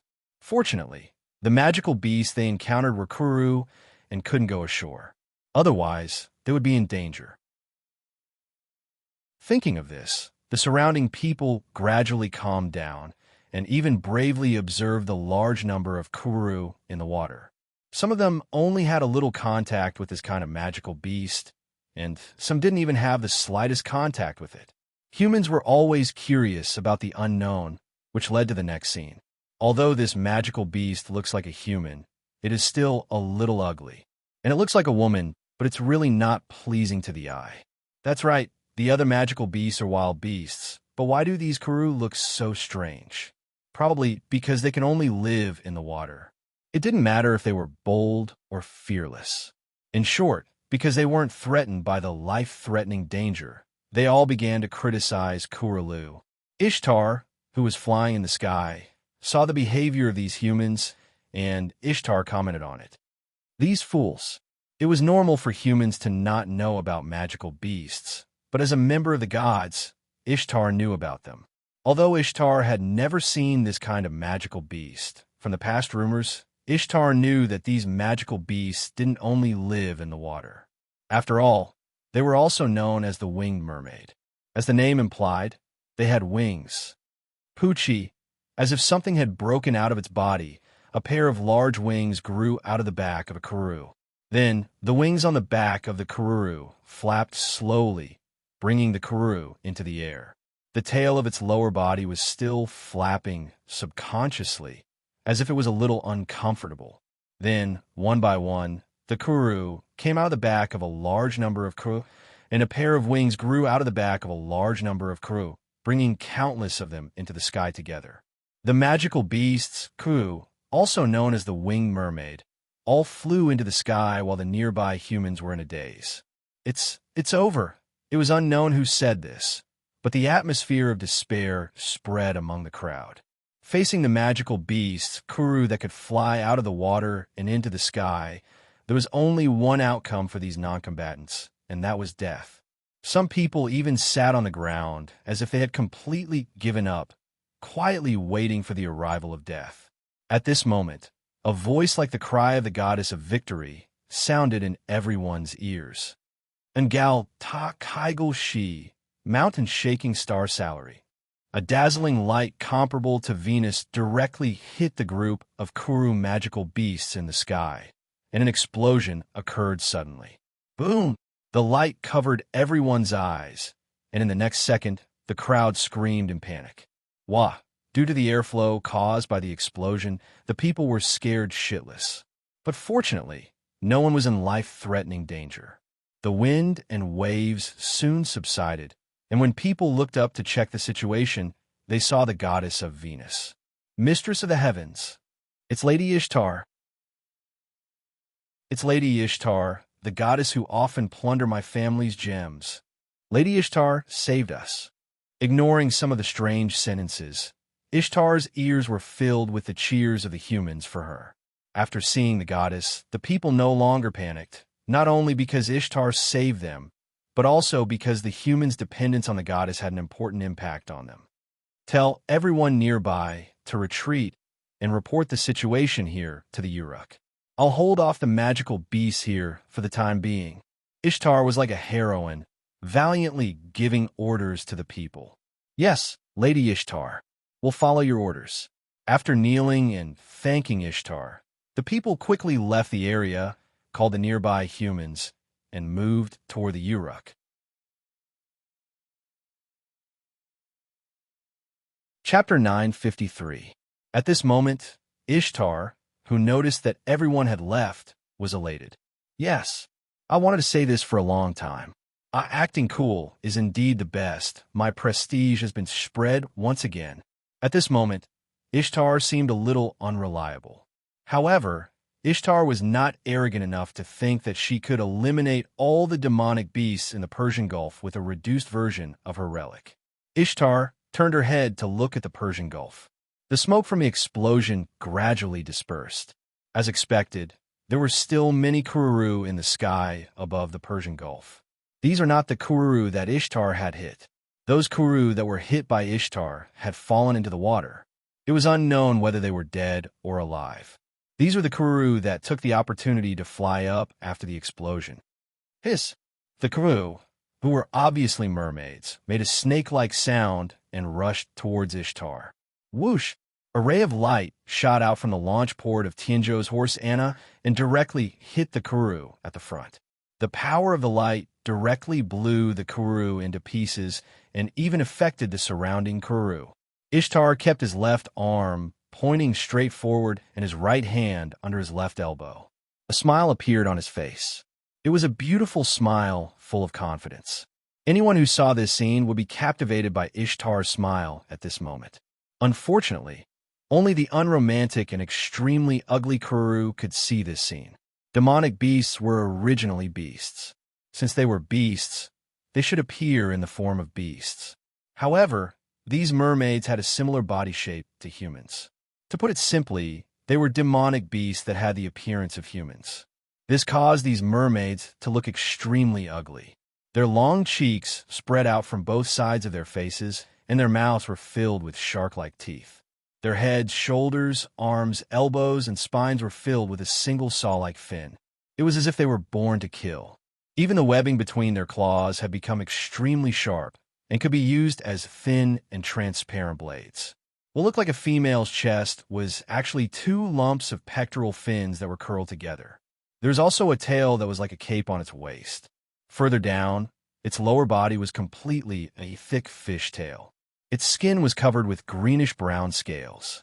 Its blood-red eyes were filled with killing intent and hatred towards humans. This was the same gaze as other demonic beasts. Although I was forced by that bastard Hyunryong, since I'm here, I naturally have no reason to let you go. Be prepared. In the next second, countless rays of light, like curved bullets, flew towards the group of cool demonic beasts that were rushing towards Ishtar. An explosion suddenly occurred. However, Ishtar, who was bombarding the winged kururu in the sky, did not notice that in the depths of the Persian Gulf, there was a scarlet eye that was different from the other kururu demonic beasts. It was quietly watching this scene. On the north wall, Leonidas had also finished listening to Wu Ming's explanation. I see. You thought that demonic beasts would appear in the Persian Gulf, so you sent Lady Ishtar there. This was indeed possible. Leonidas might not know, but Wu Ming had already learned the intentions of the demonic beasts from Merlin. They were preparing to attack the Uruk from all directions. The demonic beast commanders did not know that Merlin had used Ulidim as a tool to collect information, so their plan was likely to proceed as usual. Although there was a defense in the Persian Gulf, the defense there was basically prepared to deal with the kururu that might exist in the Euphrates and Tigris rivers. The Persian Gulf in the southeast could be said to be safer than the North Wall, the South Jungle, the Western Mountains, and even the Northeastern Mountains. After all, it was adjacent to the Indian Ocean, and the demonic beasts could not pass through the surrounding areas to reach there. The only danger was the kururu that came from the Euphrates and Tigris rivers. However, the kururu could not go ashore. In a sense, this was not a danger in the case of proper defense. Not to mention, Gilgamesh had sent people to hunt down the kururu in the river and the Persian Gulf. Although Gilgamesh knew that there were kururu demonic beasts in the river and the Persian Gulf, he had no way to deal with them. After all, as long as the kururu escaped to the bottom of the river or sneaked into the Persian Gulf, humans would not be able to do anything to these demonic beasts. However, with Zhuge Kongming's stone formation covering most of the Uruk, there would be no new kururu entering the Persian Gulf through the Euphrates and Tigris rivers. Therefore, as long as the river was well defended and targeted at the remaining Kuru in the Persian Gulf, the area around the Persian Gulf was basically safer than the Uruk. No matter how one looked at it, it was foolproof. However, Wuming did not think so. Now, there was no place that was absolutely safe in the Uruk. The safer the place, the more likely it was to be dangerous. The Uruk was in the center, but it was still attacked by one of the demonic beast commanders, Mu Xiu and Hu Xiu. The Persian Gulf was only far from the North Wall, so it could not be classified as safe. Therefore, Wuming asked Ishtar to go to the Persian Gulf to see the situation. If there were no demonic beasts, Ishtar would directly come to the North Wall for support. However, if there were demonic beasts, Ishtar would be responsible for eliminating them. With the Bull of Heaven, Ishtar would not be afraid, even if she faced a demonic beast commander. No, meeting a demonic beast commander was what Wuming wanted. Because this way, he could take advantage of this opportunity to eliminate another demonic beast commander. But this is also good. If there are demonic beasts there and no one to deal with them, the Uruk and even the entire Mesopotamia may be completely finished. If a large number of demonic beasts or even demonic beast commanders appeared in the Persian Gulf, whether it was the North Wall or the Quetzalcoatl in the southern jungle, they would not be able to provide support to the Persian Gulf. Needless to say, the southern jungle would have already started fighting with the demonic beasts. As for the North Wall, they would probably have already started fighting with the demonic beasts. For the same reason, there would be no way to send reinforcements. Just as Leonidas was sighing, Wuming noticed that Ishtar's magical power was being drained by a large amount from the contract he signed with Ishtar. It seemed that Wuming was right. Demonic beasts had appeared in the Persian Gulf, and there were a lot of them. Otherwise, Ishtar would not have to spend so much effort. It seems that Ishtar has already started fighting with the demonic beasts. I can feel that she is using a lot of magical power from the contract. Leonidas could not help but feel excited. It seems that you are right, Sir Hyunryong. But just as Leonidas was in awe again, the ancient clock hanging high up on the northern wall rang out crisp and incessant. Dang, dang, dang, dang, dang. As the clock rang, the soldiers on the north wall who were on alert shouted, "The demonic beasts are coming." Chapter 954. Sir Hyunryong, I'll take my leave first, Leonidas said in a hurry. Then, two streams of mana gathered in Leonidas's hands and turned into a heavy spear and a small metal shield. Leonidas then walked towards the north wall. The sound of the bell was still rippling. The sound of the bell spread from here to the other parts of the north wall. For a time, the people of the north wall were mobilized. Wuming flew up into the sky and let Kalas project the situation of the north wall in front of him. Wuming could now see the situation of the north wall. Wuming wanted to see how the humans were relying on the north wall to defend against the magical beasts. Everyone at the north wall moved. The soldiers were fully armed and ready to fight. The logistics personnel stopped what they were doing and put the things in their hands in the corner to avoid affecting the soldiers' movements. Then, the logistics personnel retreated to a safe area. On the north wall, the soldiers were ready with bows and arrows. But for some reason, they were hidden in the battlements of the north wall. On the ground, the experienced soldiers were holding spears and shields. They came to a barricade about 10 meters in front of the north wall and waited for the arrival of the magical beasts. These barricades were made of thick wood. They were specially placed in front of the north wall to defend against the magical beasts. After all, they couldn't really use the wall to defend against the magical beasts every time they attacked. If the attackers were humans, they wouldn't have to set up a barricade about 10 meters in front of the north wall. This was because humans weren't like the magical beasts who were full of weapons and full of aggressiveness. If the magical beasts were left alone, they would attack the north wall. The sheer number of magical beasts was enough to cause damage to the north wall that couldn't be repaired in time. Therefore, a barricade about 10 meters in front of the north wall was set up as a new layer of insurance. The barricade could let the soldiers' spears pass through. If the magical beasts hit the barricade, they would definitely die. Therefore, the magical beasts could only jump over the barricade. Like now, the mass-produced Ulidim and Ujar rushed to the barricade in front of the north wall because of their mobility.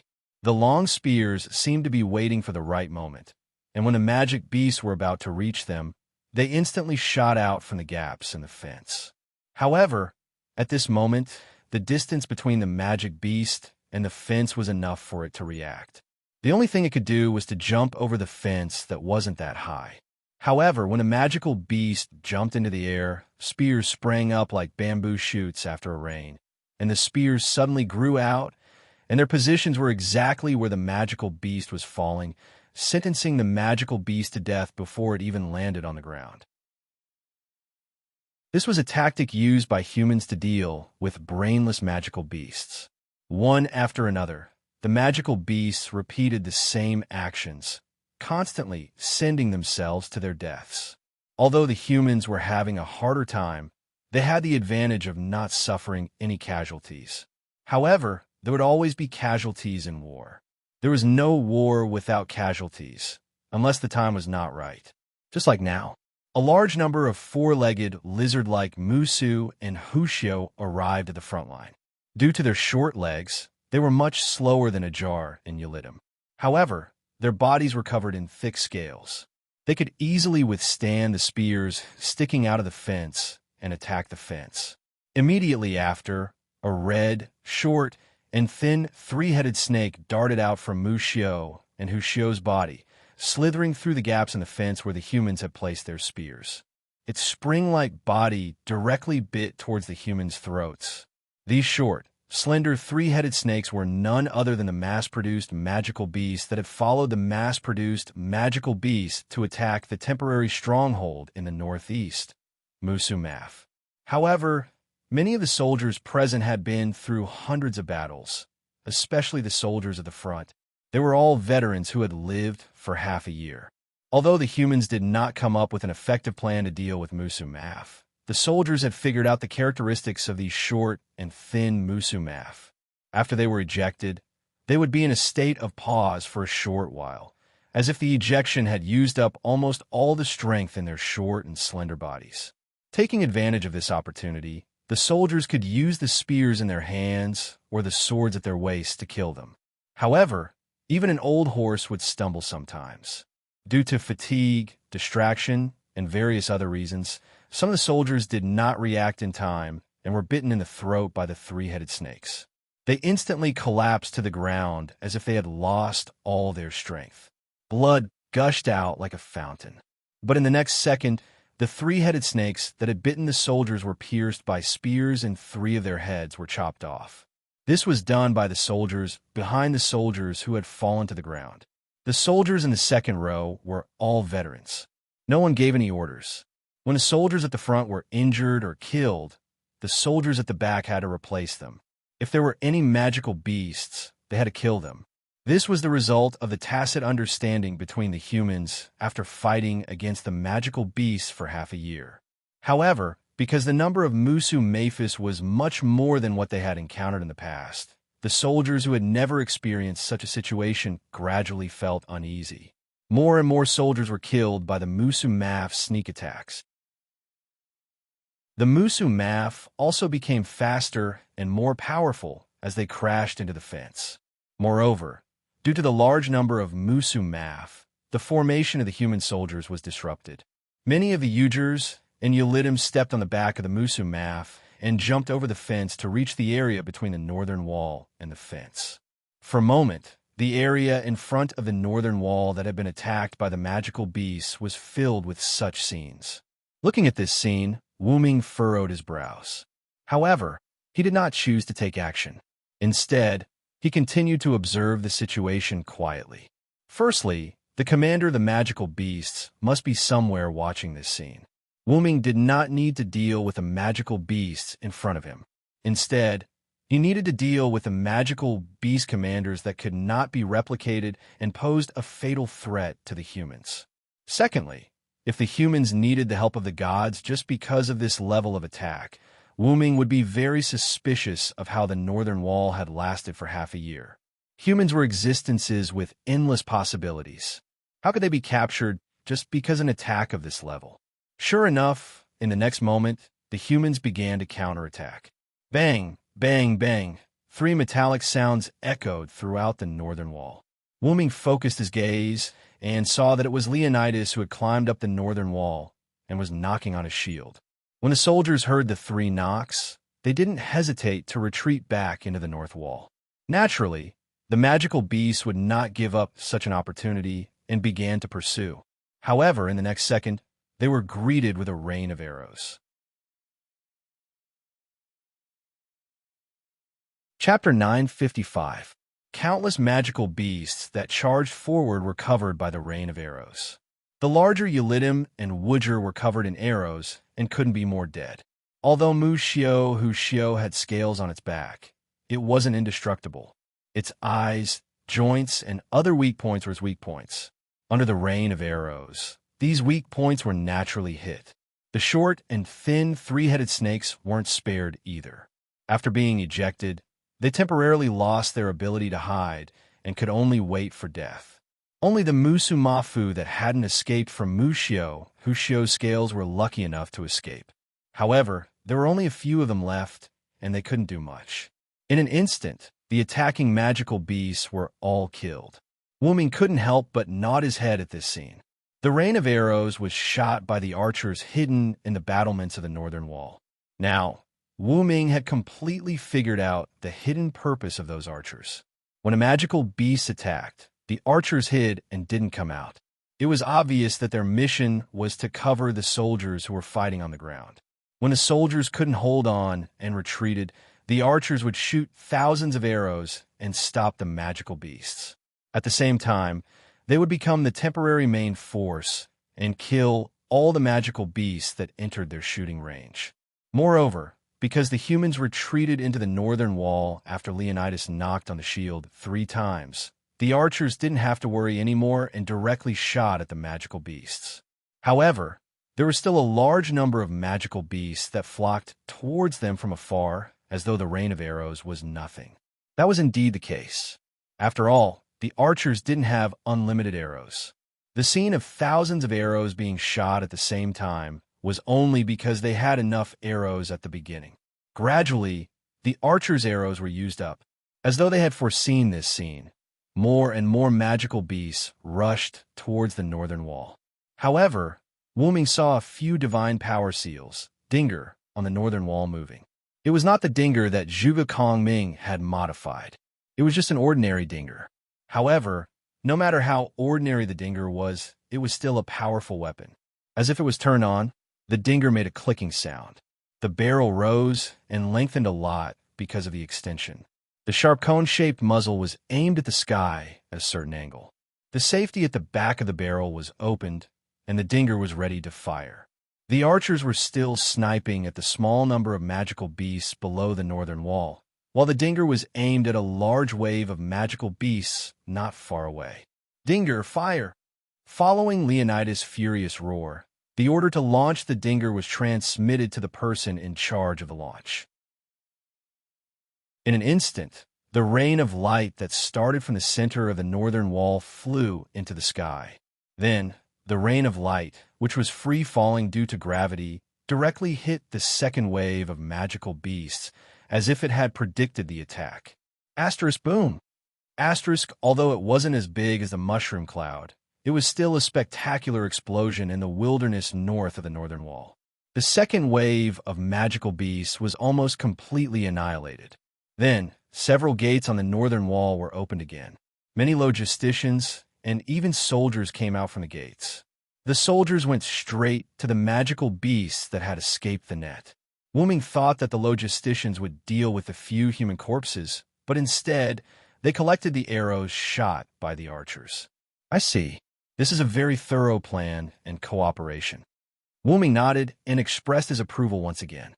First, the ground troops would contain the magical beasts. Then the magical beasts would retreat when they broke through. Then, the long-range troops would harvest the nearby magical beasts. Finally, the Dinger would be used to finish off the magical beasts. Then, the Dinger would be used to send people to collect the arrows while the magical beasts couldn't rush over. It had to be said that this was a complete and extremely effective plan. A large number of magical beasts had been killed or injured, And although the human side had also sacrificed themselves, in terms of numbers, even if they could not be compared to the magical beasts, it was still an extremely small number.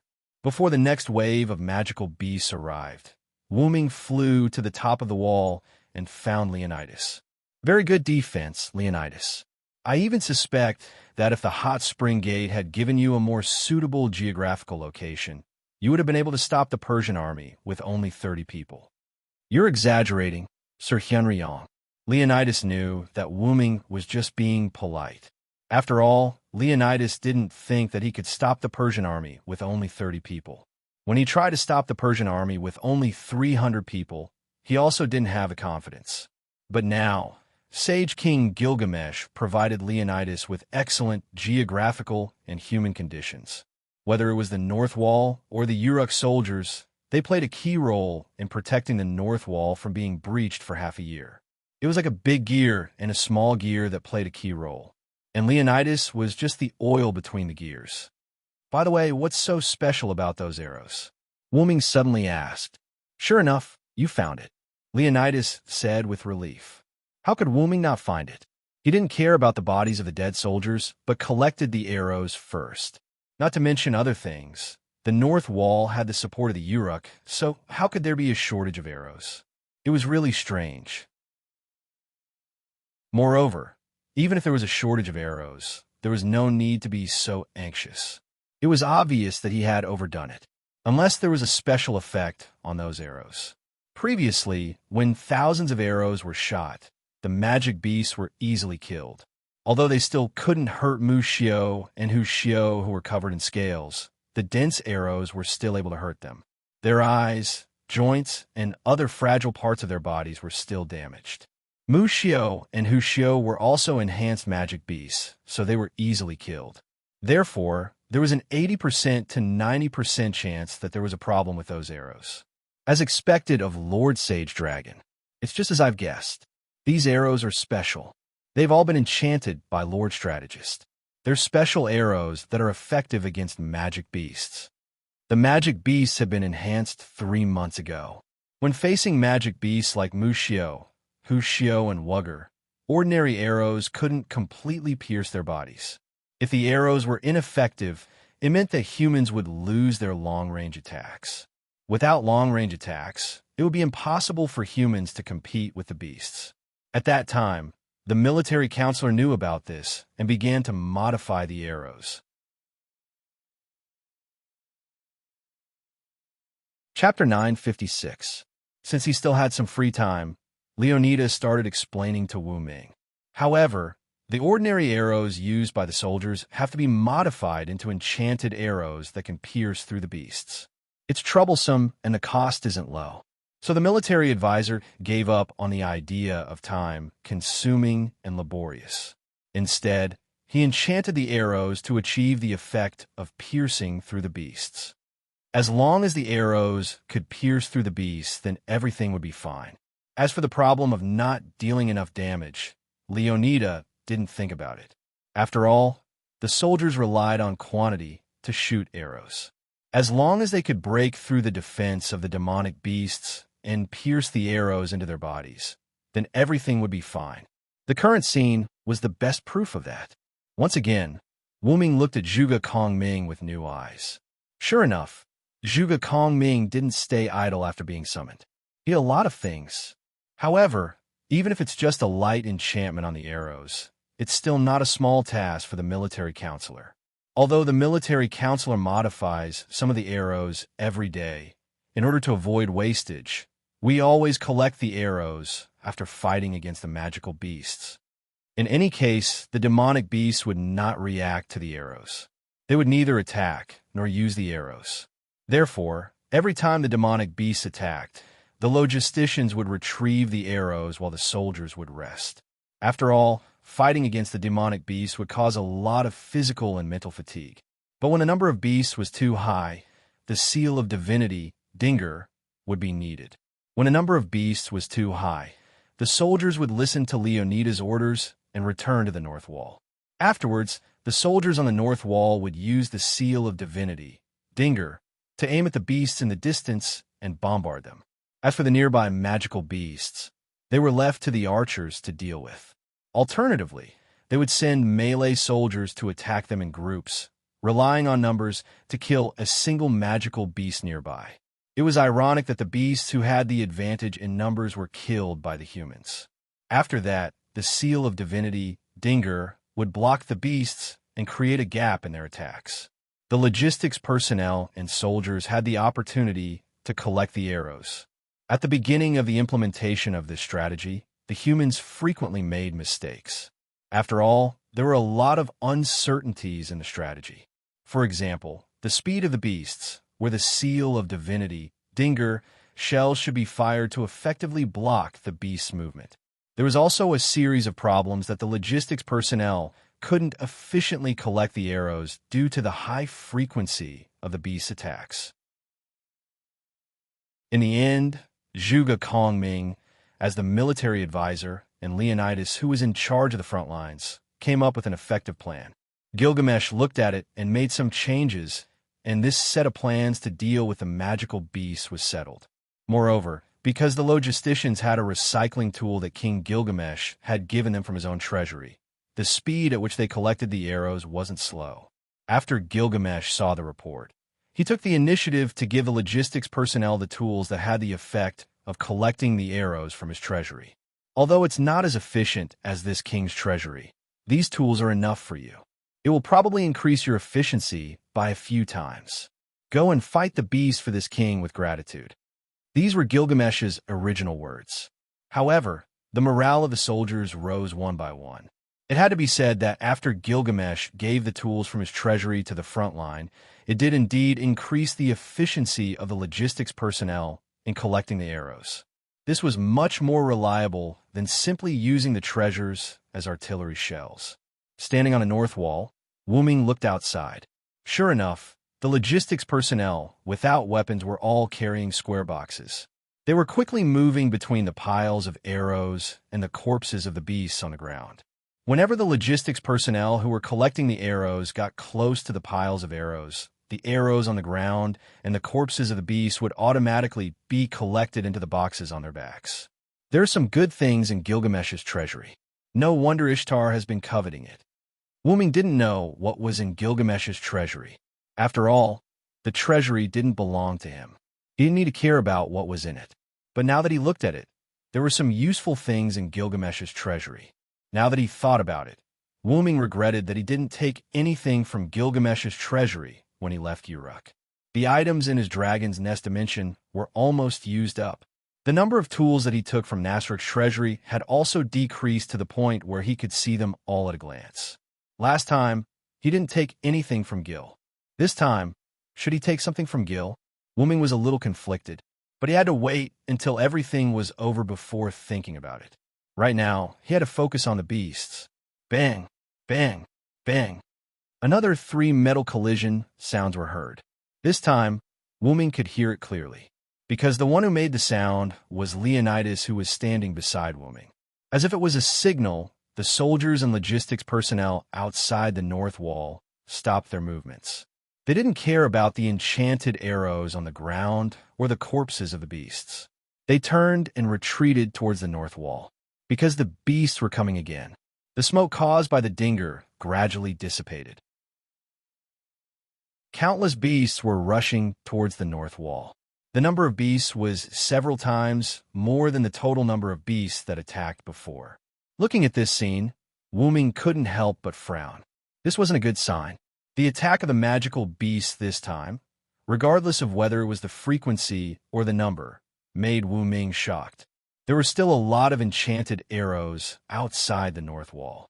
If the beasts attacked like this every time, there was only a matter of time before the north wall was broken. But if there was a beast commander, then the north wall would be broken in an instant. Seeing so many magical beasts, Leonidas decided not to let the soldiers shoot at them with their arrows. Dinger ready? He directly ordered the soldiers to use the Dinger. It was simple and crude. Fire! Along with Leonidas' order, dozens of Dinger on the north wall once again fired bullets filled with magic power. Boom! Boom! Boom! One after another, explosions broke out in the field outside the north wall. Because of the explosions, a cloud appeared in the eyes of the people on the north wall. This was a scene full of art if one ignored the beasts. Chapter 9:57. Leonidas and Wu Ming walked down the north wall. The demons had been bombarded by the Dinger on the north wall, so they had retreated and stopped attacking. After all, the Dinger was a real mystical weapon. Even if the demons were strengthened, they would not be able to withstand it unless the demon's commander came in person. Because of this, the soldiers were able to rest for a while. Wu Ming and Leonida also had the opportunity to retreat from the north wall. This was because Wu Ming had something to discuss with Leonida. In Leonida's tent, Leonida sat on his own seat while Wu Ming sat on the seat next to him. The seating arrangement was requested by Wu Ming. He didn't put on airs, so Leonida could sit wherever he wanted. Leonidas, who had already taken off his helmet, revealed a resolute face. With his red hair, he indeed looked like a Spartan. Leonida picked up the clay jug next to him and aimed it at his mouth. He gulped down the water inside and let out a heroic sound that would make people with OCD feel very comfortable. Awesome. Leonida slammed the clay jug on the table in front of him. He looked like he was drunk as he looked at Wu Ming. So, Hyunryong, Sama, why are you looking for me alone? Leonida's voice was full of drunkenness. This gave Wu Ming the feeling that Leonida was really drunk. Mesopotamia was famous for ale. When Wu Ming first came to the Uruk, he was worshipped with ale. It wasn't good, but it wasn't bad either. It was just average. But as long as it was wine, it could make people drunk. Even dead spirits could get drunk. Even their avatars could get drunk. To be honest, if Wu Ming didn't know that there was no wine in the North Wall, Wu Ming would have thought that Leonida was drinking in the barracks. Rumor had it that Leonidas could get drunk with just a drop of alcohol and go on a drunken rampage. Cough, cough. At this moment, Wu Ming also became serious. I'm going to Nippur. When Wu Ming said this, the slightly drunk Leonida's face was no longer red. His expression also became serious. He took the clay jug off the table and put it aside. Leonida put his hands on the small table in front of him and looked at Wu Ming with a serious expression. Is that the gathering place of the magical beasts? Although it was in the form of a question, his tone was a statement. After all, Wu Ming had told him this information when he came to the North Wall. After that, without waiting for Wu Ming to answer him, Leonidas once again fell into a drunken stupor and started talking to himself. About 3 months ago, when a magical beast commander appeared with the strengthened magical beasts, the North Wall had already been built. Outside the North Wall, there were still a lot of people left in Nippur. They were all trying to resist the magical beasts. In order to survive, they were full of hope and were waiting for our rescue. Leonida grabbed the clay jug that was just put down next to him. He took a big gulp of water and continued to speak. As a result, on the night of the appearance of the magical beast commander, the Uruk was attacked. Since then, we haven't received any news from Nippur. It was obvious that the city gates of Nippur had been broken open by the strengthened demons and their demon's commander, and had fallen completely. A mere city was not enough in front of the magical beast commander. Nippur was outside the North Wall. If it was the current magical beasts, it would be difficult for them to resist, not to mention the existence of the magical beast commander. Wu Ming didn't have the intention to talk about this topic. He just quietly listened to Leonida's narration. When Leonida was almost done, Wu Ming began to talk. I don't know if there are other places that have become the strongholds of the magical beasts other than Nippur. I'm going to go outside the North Wall to check if there are any living humans and destroy the magical beast lair. Wu Ming's last words could be considered as a response to Leonida's condolences for Nippur. Is that so? Although Leonidas thought that this method was dangerous, he didn't say anything. Wu Ming only came to inform Leonidas about it. After all, Wu Ming was not his subordinate at all. The two of them were not even on the same level. Leonida's status in Mesopotamia was much lower than Wu Ming's. After all, Wu Ming was the Hyunryong of Mesopotamia. Don't worry, I'm also a god-level servant. If I can't beat them, I can still run. If it were you, I'm afraid you would be buried in the magical beasts. Wu Ming's comforting words were like sarcasm, causing Leonidas's Spartan face to twitch involuntarily. However, what Wu Ming said was indeed true. If Wu Ming was there during the beheading operation, perhaps a few more servants would have survived. In that case, I won't say anything. At that moment, Leonidas stood up and picked up the clay jar on the ground. During the time when you're not in the north wall, I will guard the north wall.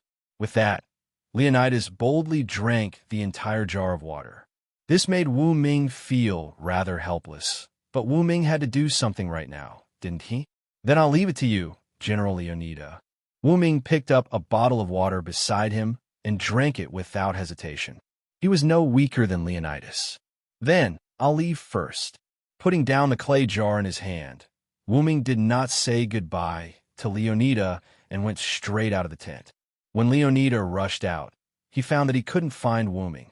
At this moment, in the sky outside the north wall, Wu Ming, who relied on telekinesis to fly in the sky, headed in the direction of Nippur in his memory. He also asked Kalas to help him detect the movements of the demonic beasts so that he could avoid them and go directly to Nippur. If it was only to detect the magic reaction on the surrounding ground, Kalas could do it. Although Wu Ming and Leonida said that they were going to see if there were any living people around, in fact, the hope of living people was directly impossible. This point, whether it was Leonida or Wu Ming, they were very clear about. However, seeing through but not saying it out was more or less the same meaning. When the time comes, I will directly kill all the demonic beasts. It can be regarded as revenge for the people in Nippur and even the entire Mesopotamia who were sacrificed by the demonic beasts. With this in mind, Wu Ming accelerated again, and soon Wu Ming saw the shadow of Nippur. Before directly approaching Nippur, Wu Ming smelled the stench of demonic beasts and the demonic beasts that were active in Nippur. From the sky, Wu Ming could faintly see that there were red marks on the ground and walls of Nippur, and there were a lot of them. It was blood. Sure enough, it's better to directly destroy Nippur. As a god, he should also do something that was in line with God, destroying city. Chapter 958. Wu Ming didn't have any hope for the survivors, that was for sure. But what was contradictory was that Wu Ming still had hope for the survivors. A certain righteous hero once said that when people say impossible, there must be a glimmer of hope in their hearts. Although Wu Ming wasn't human, he also had the same thought. So when Wu Ming saw the scene in Nippur, Wu Ming was filled with anger. There were too many red bloodstains around Nippur city, so much that it was enough to prove that there were no living people in Nippur city. Moreover, these bloodstains all indicated that what the citizens of Nippur city had experienced was a terrifying massacre brought about by magical beasts. So Wu Ming didn't want to go down to investigate the situation. Instead, he prepared to launch an attack. When the hope in a person's heart was destroyed, who wouldn't be angry? Wu Ming would be angry, but it was useless.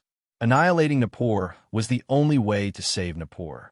Wu Ming believed that if the patron saint of Nippur, Enlil, was here, he would agree with Wu Ming's idea. Wu Ming waved his hand, and golden ripples suddenly emerged from Wu Ming's side. A bright white holy spear was spat out from it. This was the holy spear that Wu Ming had obtained in the Country of Shadows. It was made from the core branch of the World Tree. Although it wasn't comparable to King Arthur's holy spear, Luin Gamignad, it represented a part of the Nordic World Tree, so its status wasn't low. Although it had merged and separated from Funbaba, this spear had gone through the baptism of its origin with Wu Ming. It was no longer the same as before. Holding Yggdrasil in a reverse grip, Wu Ming raised it behind his back and pointed the tip of the spear at Nippur city diagonally below. Wu Ming began to instill magic into Yggdrasil. Wu Ming was ready to destroy Nippur completely with one attack. Kalas, correct the target and gather the mana. Yes, master. Under Wu Ming's command, Kalas, who was in a supporting magic attire, left. A few magic arrays suddenly appeared around Wu Ming and slowly gathered on Yggdrasil. The magic array could allow Wu Ming to aim at the center of Nippur more accurately. It could also gather Wu Ming's mana to prevent the mana from leaking midway, making Yggdrasil more powerful. Noble Fanta's dash. In an instant, the mana in Wu Ming's body surged like a boiling ocean. Countless mana materialized and gathered on Yggdrasil in Wu Ming's hand like a decorative ribbon dancing on the spear's body. Liberated dash. Yggdrasil seemed to have been stimulated. The shape of the tip and the end of the spear changed. Not only did it become longer and thicker, but it also became more sacred. Diagonally below, the magical beasts in Nippur, whether indoors or outdoors, all raised their heads in horror and looked in the direction of the huge mana in the sky. Their beastly instincts told them that they would probably die soon, the kind where not even dregs would be left. Yggdrasil. Wu Ming's eyes suddenly turned golden, and he threw Yggdrasil like a javelin. Wu Ming himself rose a lot because of the strong impact of Yggdrasil. The body of the Yggdrasil spear was surrounded by several auxiliary magic arrays. The colorful ribbons formed by magic power fluttered behind the end of the Yggdrasil spear. It was like a beautiful comet that was about to fall to the ground and flew straight towards Nippur. As long as one had a discerning eye, they would be able to tell that this comet was flying towards the city center of Nippur. It seemed like it was going to hit the center of Nippur and destroy Nippur. Roar! Countless magical beasts reacted and immediately began to run for their lives. They roared in fear, as if they were panicking like the citizens of Nippur. However, the comet did not have any compassion for the magical beasts and still brought God's punishment over. At this moment, the ground shook. 10 huge, ferocious snake heads suddenly broke out of the ground and aimed at the comet formed by Yggdrasil. These 10 snake heads shot out purple rays. In the southwest of Mesopotamia, in the tropical rainforest formed by the authority of the feathered god, countless red magical beasts rioted in the rainforest. The magical beasts shuttled through the rainforest and constantly rubbed against the vegetation of the rainforest, causing the rainforest to rustle as if a storm was coming. Roar! These magical beasts were covered with thick and short red hair. They had no eyes, and there was some tumor-like hair where the eyes were and the back of their heads. Their tails were raised high, as if they relied on their tails to search for enemies. The teeth of these magical beasts were not sharp. It was enough to tell that they did not use their teeth to bite their prey. Instead, they used their thick claws to tear their enemies apart. There were traces of flames on their claws, as if they were about to burn. This was the magical beast Uxeumugil. It was a type of magical beast that was different from Ugiel and Ulidim. However, Uxeumugil was not the only magical beast in the rainforest. There were also some carnivorous orcs with leopard heads, wolf heads, and dog heads. Roar! The orcs wielded weapons like clubs and fought fearlessly against the magical beasts that swarmed in. Although they were not as large as the strengthened magical beasts, this rainforest was their territory. They were more familiar with this place than the magical beasts. Using the geographical advantage, the orcs were able to hold their ground. They were evenly matched with the magical beasts. However, even with the perfect geographical advantage, they still couldn't beat the human advantage. Although the orcs relied on their familiarity with the terrain to contend with the magical beasts, there were simply too many magical beasts, which caused the orcs to keep retreating. If this continued, it was only a matter of time before the orcs were forced to retreat to a dead end. Of course, there was another possibility, and that was if the magical beast commander personally took action. That would be much faster. Like now. Roar, roar, roar. A roar that was even more majestic than the roar of ordinary magic beasts came from afar. The orcs could only see rows of rainforest trees falling one after another. The earth was still shaking as if some terrifying tyrant had rushed to the battlefield. Sure enough, in the next second, a huge Uxeumugil that looked similar to the other Uxeumugil but was so huge that it struck fear in the orcs appeared in front of the orcs. However, there was one difference. This huge Uxeumugil had 3 sharp horns on its head, making the huge Uxeumugil, which looked like a lion, look like a triceratops. The orcs felt the enormous magic power of this gigantic Uxeumugil and came to a conclusion without a doubt. This was the prototype of the mass-produced Uxie-Mughar, one of the rare beast-type Uxie-Mughar commanders. Roar, roar, roar. The prototype Uxie-Mughal roared again. This roar was mixed with a large amount of mana, and countless orcs who were close by fainted from this roar. Not only that, but the surrounding trees also collapsed one after another, forming an open space full of fallen trees. It made the entire rainforest look much more spacious and bright. Simply put, the roar of the prototype Uxie-Mughal could be understood as the release of magical power sound. The roar full of magical power pushed down the orcs and the surrounding trees. Countless Uxie-Mughal took this opportunity to pass by the orcs and rushed into the depths of the forest. This was the intention of the prototype Uxie-Mughal. Their enemy was not the orcs, but the commander of the orcs' commanders. That was the master of this rainforest, the feathered serpent god, Quetzalcoatl. Roar! A roar like that of both a tiger and a leopard came from the depths of the rainforest. Countless magical beasts trembled and froze on the ground after hearing it. This was the innate suppression of wild beasts. The fear of wild beasts meeting more powerful wild beasts was engraved in their DNA. The Uxie-Mughal knew that the roar came from an existence superior to them, so they did not dare to move forward. It had to be said that this was an interesting matter. No matter what, humans could not stop the attacks of the magical beasts, but a beast that was higher in level than the magical beasts could stop them in their tracks. It can only be said that it was really interesting. The prototype Uxie-Mughal was not surprised at all. Its big head shook at the surrounding Uxie-Mughal who had stopped. Although it did not have eyes, it gave people the feeling that it was examining these mass-produced Uxie-Mughal. Then, the prototype Uxie-Mughal let out a strange roar, as if it was rather disdainful of these mass-produced magical beasts. After all, this was not the first time it had encountered such a situation. It had led these mass-produced magical beasts to raid the rainforest several times before. Almost every time, these mass-produced Uxie-Mughal would be frightened by the roar that sounded like both a tiger and a leopard. Although it could force these mass-produced Uxie-Mughals to move again, as the original Uxie-Mughals really didn't want to see them in such a useless state anymore. At that moment, it no longer cared about these mass-produced creatures. Anyway, it could deal with the existence that let out that sound like both a tiger and a leopard by itself, so it might as well say that it had fought with the other party several times already.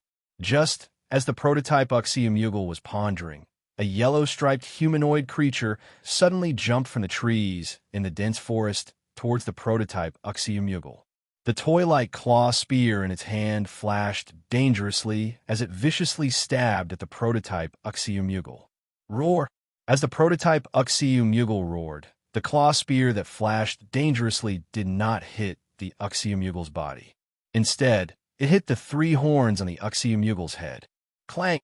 The sound of clashing steel resounded in the surroundings, causing the mass-produced Uxie-Mughal, who were originally frightened, to collectively tremble. They slowly and carefully retreated, as if they were giving way to the leopard man and the prototype Uxie-Mughal to fight. That's right, the one who let out that sound like both a tiger and a leopard was the leopard man, who was dressed strangely and looked like a Kospali. She was also the commander of those orcs, and the feathered serpent god Quetzalcoatl was her commander. However, the claw spear that was violently rubbing against the three horns of the prototype Uxie-Mughal showed that the leopard man was not just a figurehead. It showed that she had god-level strength and was comparable to Tiamat's direct descendant, the 11 Sons, one of the commanders of the magical beasts, Uxie-Mughal. But at this moment, Uxie-Mughal let out a mocking sound, which made the leopard man, who was close by, rather angry. Damn it! The leopard man roared in despair, then immediately used the reaction force of Uxie-Mughal to jump back to the rainforest in the distance where there were still trees. Then, the leopard man hung the claw spear in her hand on a book, opened her hands, and placed them on her cheeks, and shouted at the sky. "Cooker, I can't beat it. Come help me." That's right. The leopard man was actually unable to beat Uxie-Mughal. They seemed to be evenly matched, but that was only because Uxie was not serious.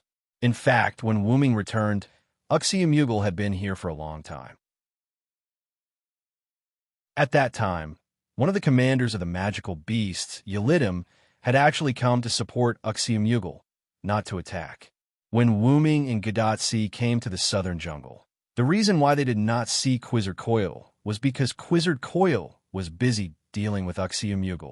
The reason why the leopard man, who had led the way for Gadatsi and the others, left after bringing Gadatsi and the others here was because he needed to help Quetzalcoatl deal with Uxie. As for telling Gadatsi and the others, don't even think about it. Although the leopard man was not stupid, the leopard man's brain circuit was different from ordinary people and even ordinary servants. It was very similar to those berserkers. It was already good enough that she could go back to support Quetzalcoatl. It was basically impossible to expect her to report the information. If Wuming was there at that time, maybe she could ask. Unfortunately, Wuming was not there at that time. When Wuming and Gadatsi met up, the leopard man had already left.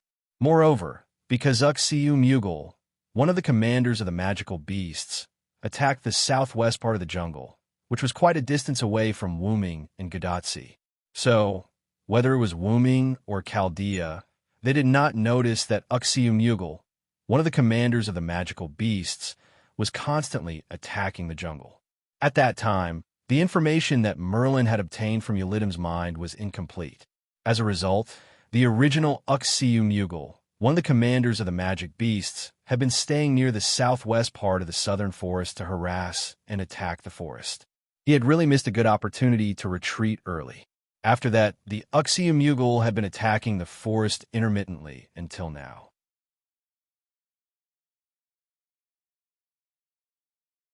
Chapter 9:59. The original plan of the monster commanders was to let the monster commanders lead an unimaginable number of monsters to attack the Uruk from all directions of Mesopotamia. Yelidim and Uxie would attack Quetzalcoatl from the southwest. The Kuru would land from the southeast. Muzamaf and Ajar would mount a surprise attack from the northwest. And finally, Basimu and the mysterious existence using Enkidu's body would launch a frontal attack from the north. There were a total of 4 directions to encircle the Uruk. This was the plan formulated by the monster commanders after losing 4 monster commanders.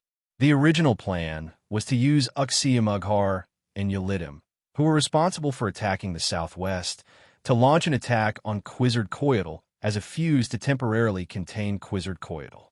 If possible, they would attract the attention of the Uruk side as much as possible.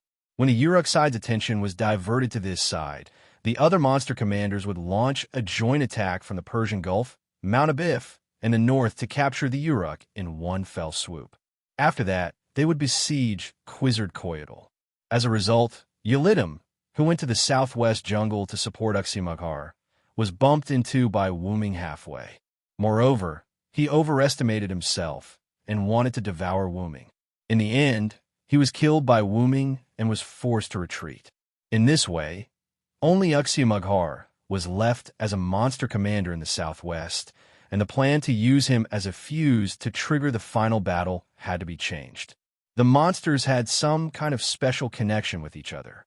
If any monster commander died, the other monster commanders could sense it. The reason why the 10 servants in the previous decapitation operation were discovered so quickly was precisely because of this. In short, after Yelidim died, the monsters immediately changed their plan. They let Uxie continue to contain Quetzalcoatl, and let Muzamaf and Ajar's monster army cross the mountains and go straight to the Uruk. At that time, the monsters in the north and the Persian Gulf could still temporarily ignore Quetzalcoatl and take down the Uruk. However, at that time, Muzamaf and Ajar encountered Ishtar, who was pulled into the group by Wuming. After being replenished by Wuming's command spell, Ishtar, who was full of resentment, activated her noble phantasm and directly bombarded the monster army to the point that not even ashes were left. The 2 monster commanders, Muzamaf and Ajar, also fell into the underworld. In the end, Ajar was killed by the goddess of the underworld, and Muzamaf took the opportunity to escape. Quetzalcoatl, who was located in the jungle, needed to be contained, so even if they couldn't use it as a fuse, it didn't matter. However, if a jar and Musimaf failed, it would really be a big crisis. Ishtar's golden star explosion penetrated the underworld and directly became impassable. On the other hand, the monsters in the Persian Gulf were weak, and as a fuse, it seemed a bit unreliable and easy to be targeted by the humans. As a result, after a long time, they could only continue to attack from the north. When the monsters in the north were ready to attack, the monsters in the Persian Gulf also moved at the same time. After all, even if they couldn't surround the Uruk from all directions, attacking the Uruk from the north and the south at the same time was also a good choice.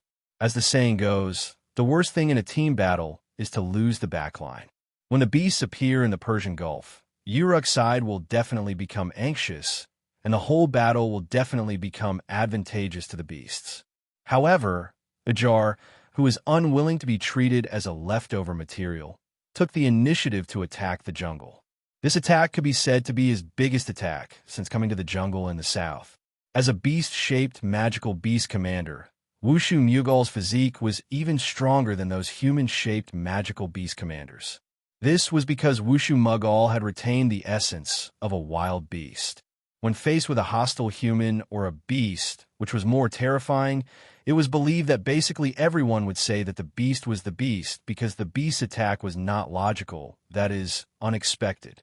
Especially in a battle to the death, the intelligent human would often think of a way out, while the beast would pay attention to what was in front of them. The monster commanders in the human form also had such a drawback. They had the drawbacks that belonged to humans, and not only that. Even though the magical beast commanders were all magical beasts and enemies of humans, once they gained intelligence and had decent intelligence, it was inevitable that they would fall into the same lowly circle as humans, and that was forming cliques. Based on their appearance, the monster commanders were divided into human form and beast form. The humanoid magical beast commander believed that it was different from the mass-produced magical beasts and was superior to them. Moreover, the humanoid magical beast commander was indeed more in line with the term commander, unlike the pure magical beasts that were categorized as wild beasts. On the other hand, the monster commanders in the beast form believed that the beast form was the form of the monster's superior, and they should not be proud of being different from other monsters. Similarly, the monster commanders in the beast form retained the essence of a beast. Compared to a commander, they were more like monsters. It had to be said that this was rather ironic because it was very much like the so-called pro-emperor faction and pro-people faction. Those humanoid magical beast commanders boasted of their arrogance, and they made up the majority of the 11 magical beast commanders. Add to that the fact that some of the beast-type magical beast commanders didn't do anything, and some even switched sides. It could be said that the humanoid magical beast commanders looked down on beast-type magical beast commanders like Ulidim, and the lion-headed magical beast commander Ulidim was a classic example among classic examples. The kobold Ulidim had overestimated himself and wanted to devour Wuming. The lion-headed Ulidim had also thought that the goddess of the underworld would not be able to do anything to him, but in the end, they had both been killed. Their deaths were caused by the common flaw of the monster commanders in the human form. Wuming's multiple spells did not kill Ulidim, and Ereshkigal also had to expend some effort to kill Ulidim. From this, it could be seen that the two of them were indeed quite capable. If they had been more careful, they might not have left so easily. When they evolved into human form, they also inherited the weaknesses of humans. Arrogance, conceit, self-conceit, thinking that they had done something, and so on. And it was precisely these weaknesses that harmed them. Ulidim and Ulidim were the best examples. As for the fact that they looked down on the beast form magical beast commanders, although they didn't show it, all the magical beast commanders were well aware of it. Moreover, the best example was the reason why Wushio Mughar had brought those brainless mass-produced Wushio Mughar to the southwest border alone to deal with Quetzalcoatl. It was obvious that Ulidim had been isolated.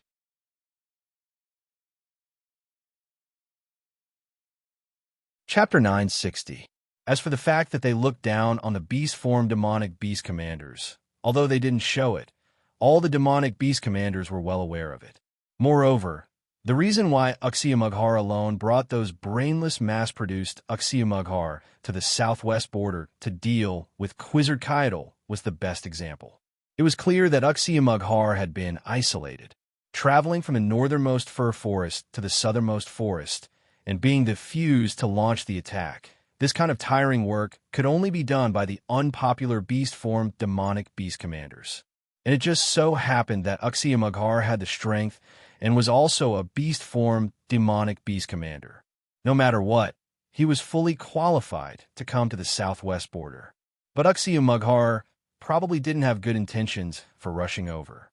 The reason why Uxie-Mughar rushed over was probably because he needed to be the supervisor of the beast-formed demonic beast commander, just like the combination of Uxie-Mughar and Mughar. However, Mughar was the beast-formed demonic beast commander who had switched sides. Although he didn't express it clearly, Muzamaf, who was also a beast-type magical beast commander, had the intention of defecting to the side of the human-type magical beast commander. This made Uxie-Mughal, who had noticed this, feel extremely displeased. This was enough to show that the beast-formed demonic beast commander's camp was far inferior to the human-formed demonic beast commander's camp. Not only that, the reason why Mughar and Hughar led their mass-produced Mughar and Hughar to raid the Uruk was also because of the instigation, sarcasm, and ridicule of the human-formed demonic beast commanders. The main purpose of this matter was to test the fighting strength of the Uruk. Apart from that, it was also to make the beast-formed demonic beast commanders sacrifice one of their members, thus weakening the strength of the beast-formed demonic beast commanders. Although the beast-formed demonic beast commanders, Mughar and Hughar, were the first to die, the human-formed demonic beast commanders also suffered many casualties. For example, the Scorpion Man, Kitaburu, and the Bull Kusalik both died in the hands of the servants summoned by the human side, while the Kobold Uxie-Mughar and the Lion Uxie-Mughar were also killed. Currently, there were only 2 human-formed demonic beast commanders left. Although the beast-formed demonic beast commanders didn't do anything and had the intention of switching sides, even so, the advantage of the beast-formed demonic beast commanders was highlighted. Thinking of this, coupled with the current situation of personally participating in the battlefield, Uxie-Mughar felt even more delighted. The human-formed demonic beast commanders liked to command, while the beast-formed demonic beast commanders preferred to personally participate. Uxie-Mughar and Hughar and Ugger and Wooming's attacks were probing attacks first. Hughar-Mughar. If it were Uxie-Mughar, he would definitely choose to ambush and kill Hughar at the right time, unlike Uxie-Mughar. Of course, trash like the orcs in this forest couldn't arouse Uxie-Mughar's interest at all. Only existences like the Leopard Man could slightly arouse Uxie-Mughar's interest. As for the feathered serpent god, Quetzalcoatl, Wuxie-Mughar was even more interested in him. Quetzalcoatl was an opponent who was on par with him, or even stronger than him.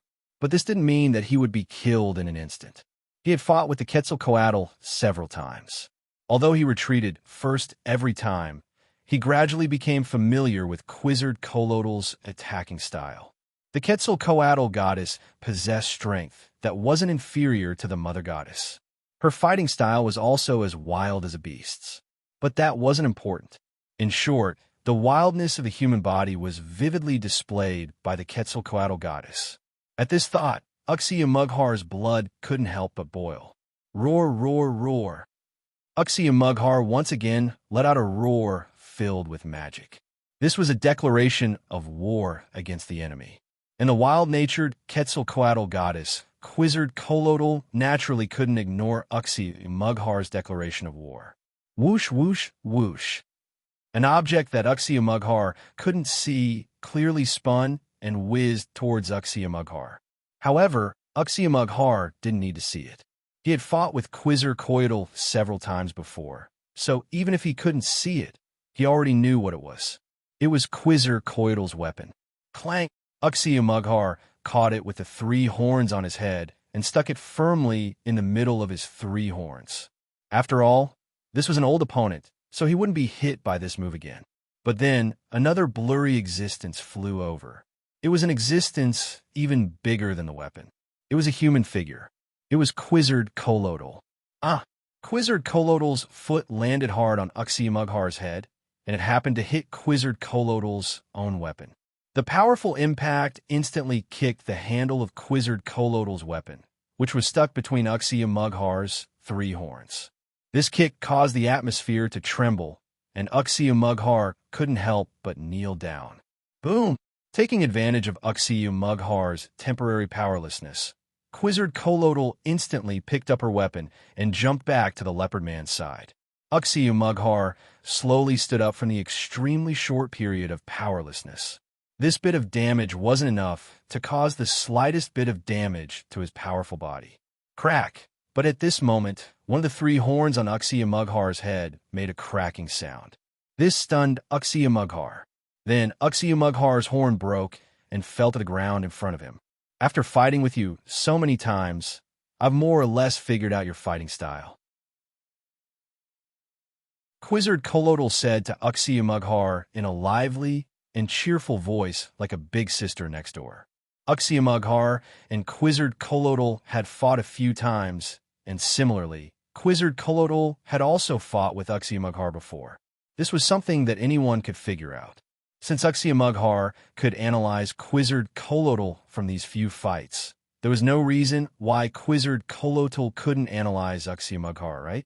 And this time, Quixote broke Uxie horn because of Quixote's analysis of Uxie. But this time, Uxie was completely furious.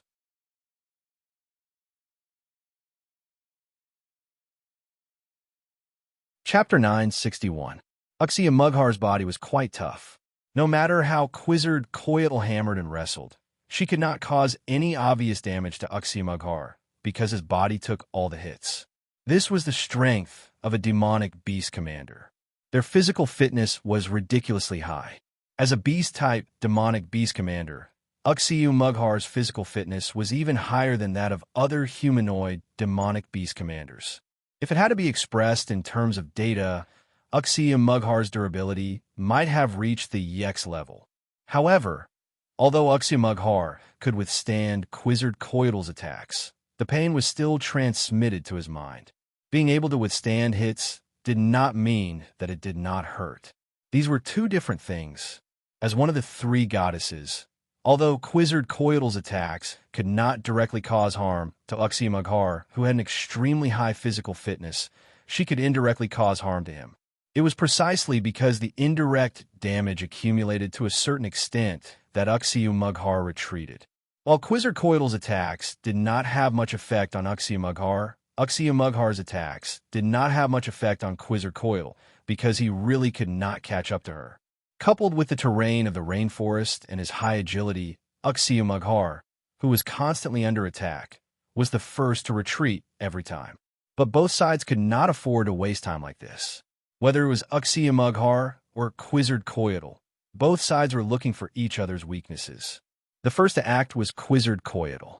Since she could not cause harm to Uxie tough body, she would attack the less tough parts. Quixote aimed at the three horns on Uxie head. The three horns of Uxie, who was known as the Triceratops, were naturally not ordinary horns. Whether it was in terms of sharpness or toughness, they were comparable to the so-called divine weapons, just like Quixote's weapon, Makana. But there was a principle that Uxie did not understand, and that was the so-called overly tough makes it easy to break. Coincidentally, Quixote understood this principle. Quixote used her own weapon, Makana, in combination with her wrestling skills.